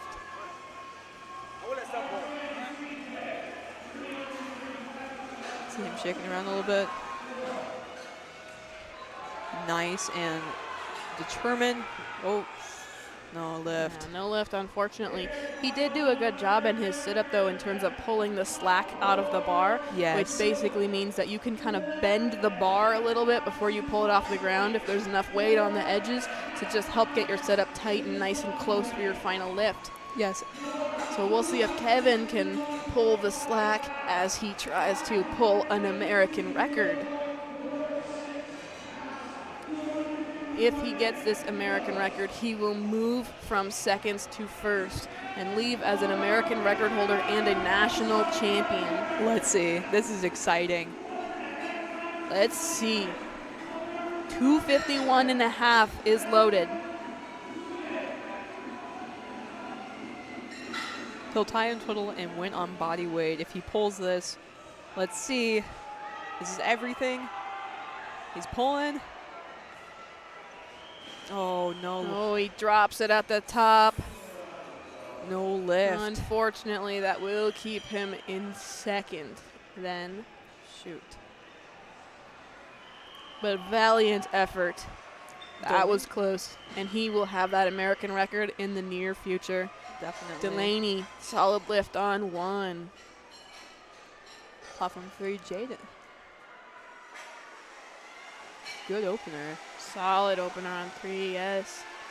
And so platform 2 is done for this session now.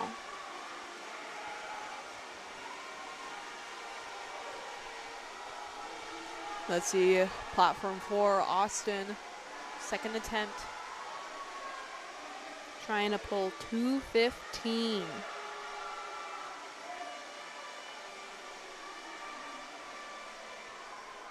You can just hear those noisemakers on our side.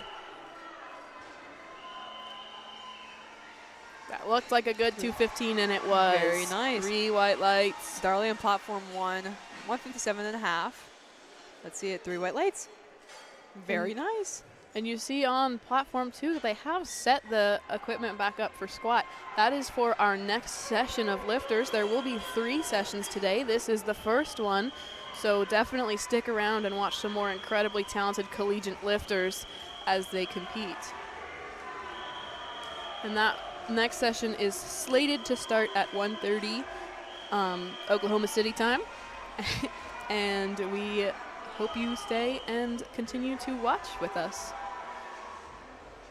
This is an incredible collection of lifters we have today. Good lift for Bethany on 180. Good lift. Yeah, yes. that was very nice. Very nice to see. Yes, I believe that there's over 1,100 lifters here Oh my goodness. competing across all the different weight classes. Ooh, that is a lot of people. Eric on platform 4, nice pull on 230. Let's see if he gets it. No, he does not. Unfortunately. No. Shoot. We're reaching that threshold of where deadlift 3 is kind of getting a little bit hard on some people. Yes. They can always be a interesting time. Deadlift 3 is hard because, well, it's the heaviest that they're likely going to pull that day. Most people deadlift more than they can squat, so deadlift will be the biggest weight they've moved for this day, especially in the lighter weight classes. Yes. You're going to have people that deadlift more than they squat. As you move into the upper weight classes like we will later in the weekend, you'll see that sometimes it might be easier for them to squat a little bit more, but Definitely. so it's the heaviest weight they're going to do, and there's adrenaline, and they are maybe Fighting. doing a little bit extra as they try and pull for spots and team points. Absolutely. It's always, you know that feeling, the grind.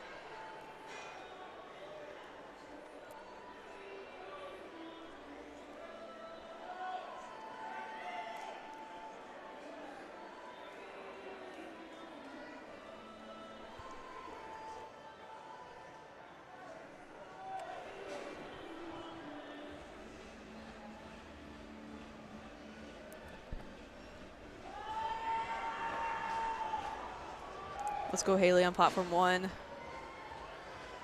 Carlos see. trying to pull 182.5, Oof. 400 for his third attempt.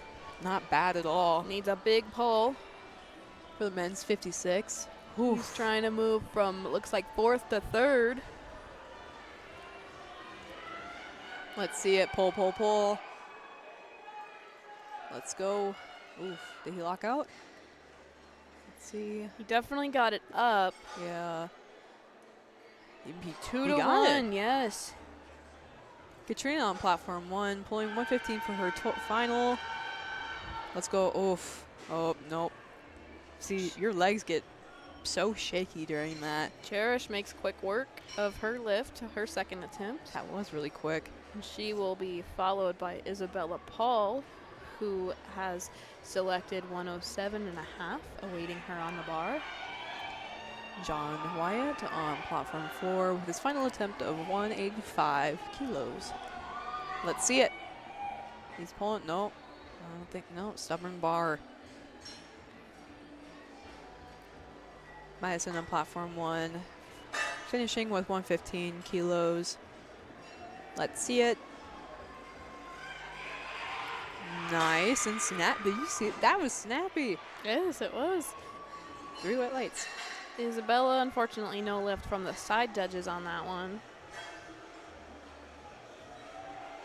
Could be a hitching issue.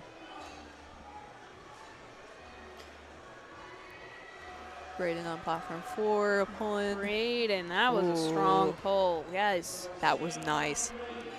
Looks like 3 white lights for him. Very nice to see. Walk away proud with that third deadlift.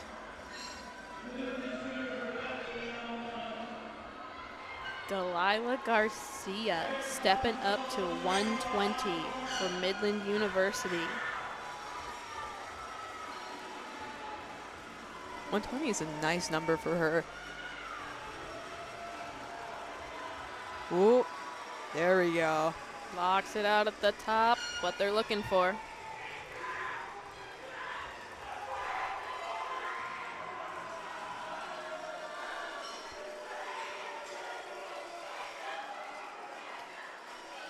And Alex trying to hit that 197.5 that he missed on his last attempt for his final lift. Everybody get behind him. Let's see it. Alex is, oh, that's so exciting. For Northeastern, looking for some of those team points. I like it.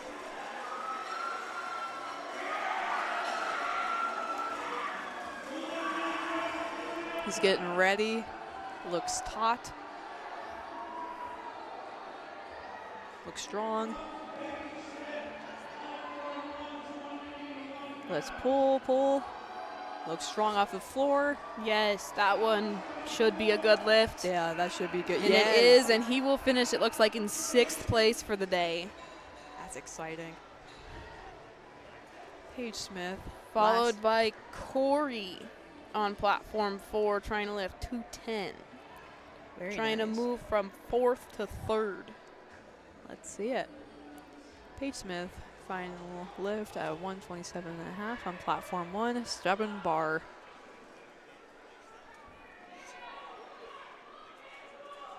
And on platform 3, nice. Fast. Very snappy. fast. That's a 10-kilo jump, too.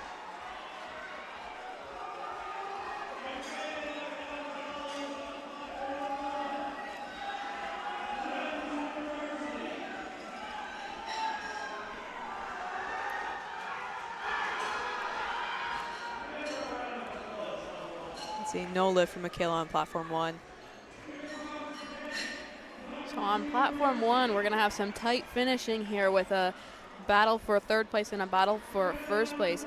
In a few, you may note if you're following along on the LiftingCast that Ashley Lopez has elected a 147.5 and Katarina Bellan has also elected a 147.5. I expect that Katarina would up that 147.5 if Ashley makes her 3rd.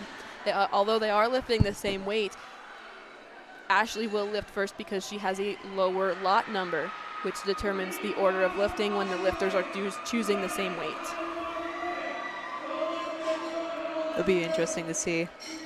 No doubt the coaches are definitely throwing some numbers at each other. Yes, and following that battle for 3rd and 4th, we are going to have a battle where 2 of our phenomenal lifters could potentially trade off for 1st and 2nd.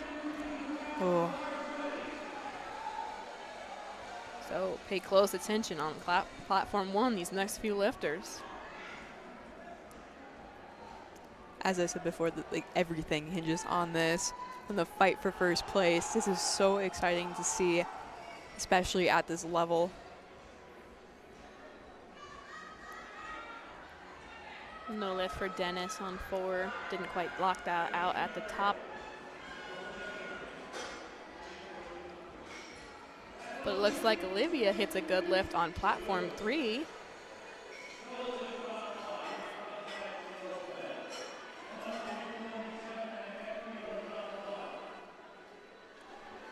So on platform 4, we are going to have people pulling for placements in the next couple spots.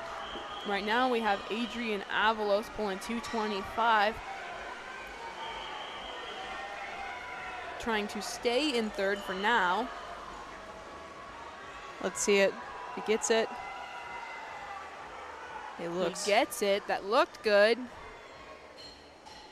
See it. 3 white lights. Perfect. Judges award him the lift. And now we have Rudy Morales trying to lift 227.5 to pull him from 2nd to 1st. So this is the end of the line, especially with a 3rd lift. Making this would be exactly how he wants to end his day. Yes, we can hear his teammates chanting his name. So let's see how he goes. He looks excited. He looks ready to go from 2nd to 1st and to fight for his place.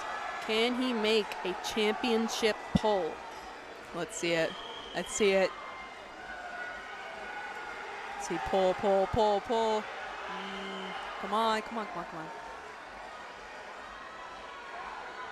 He locks it out, gets the Let's down see. command. No lift. And that up and down in the middle a little bit, kind of got caught. So unfortunately, he will not finish in first place. These last two pulls on platform 1, you should direct your attention over there, trying to pull for the first place finish on platform 1 in the women's raw 48 category. Delaney is trying to stay in first right now. She needs this lift, which looked good. She makes it look strong That and looks easy, nice. and it is good. And if Darley fails this next lift, then she will stay in second place. However, if she does get it, it will bring her up to first.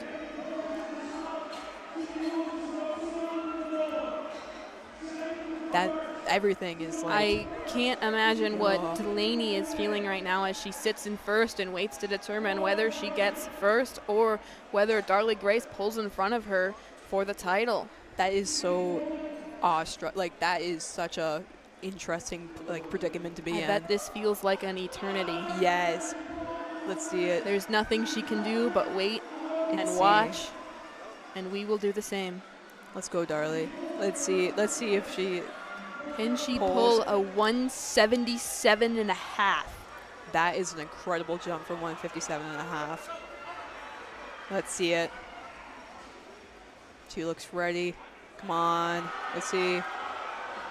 No. She lost her first spot position, and so she will be staying in second. And that means that Delaney will finish on the day as the national champion. Let's see it. Platform 4, Austin. And that lift that we just watched did conclude lifting for this session on platform 1. So you may turn your attention to platforms 3 and 4. Thank you, Platform 1, for lifting today. So, and then on platform 1 and 2, we appreciated you following along with us. If you were following a certain lifter, please stick around and watch their teammates or their friends and continue to come back to us for the next session to watch some more incredible lifting on platforms 1 and 2 in the next session. That includes the next group of weight classes with some women's raw and women's equipped in 56/60s. And we hope to see you later. Thank you.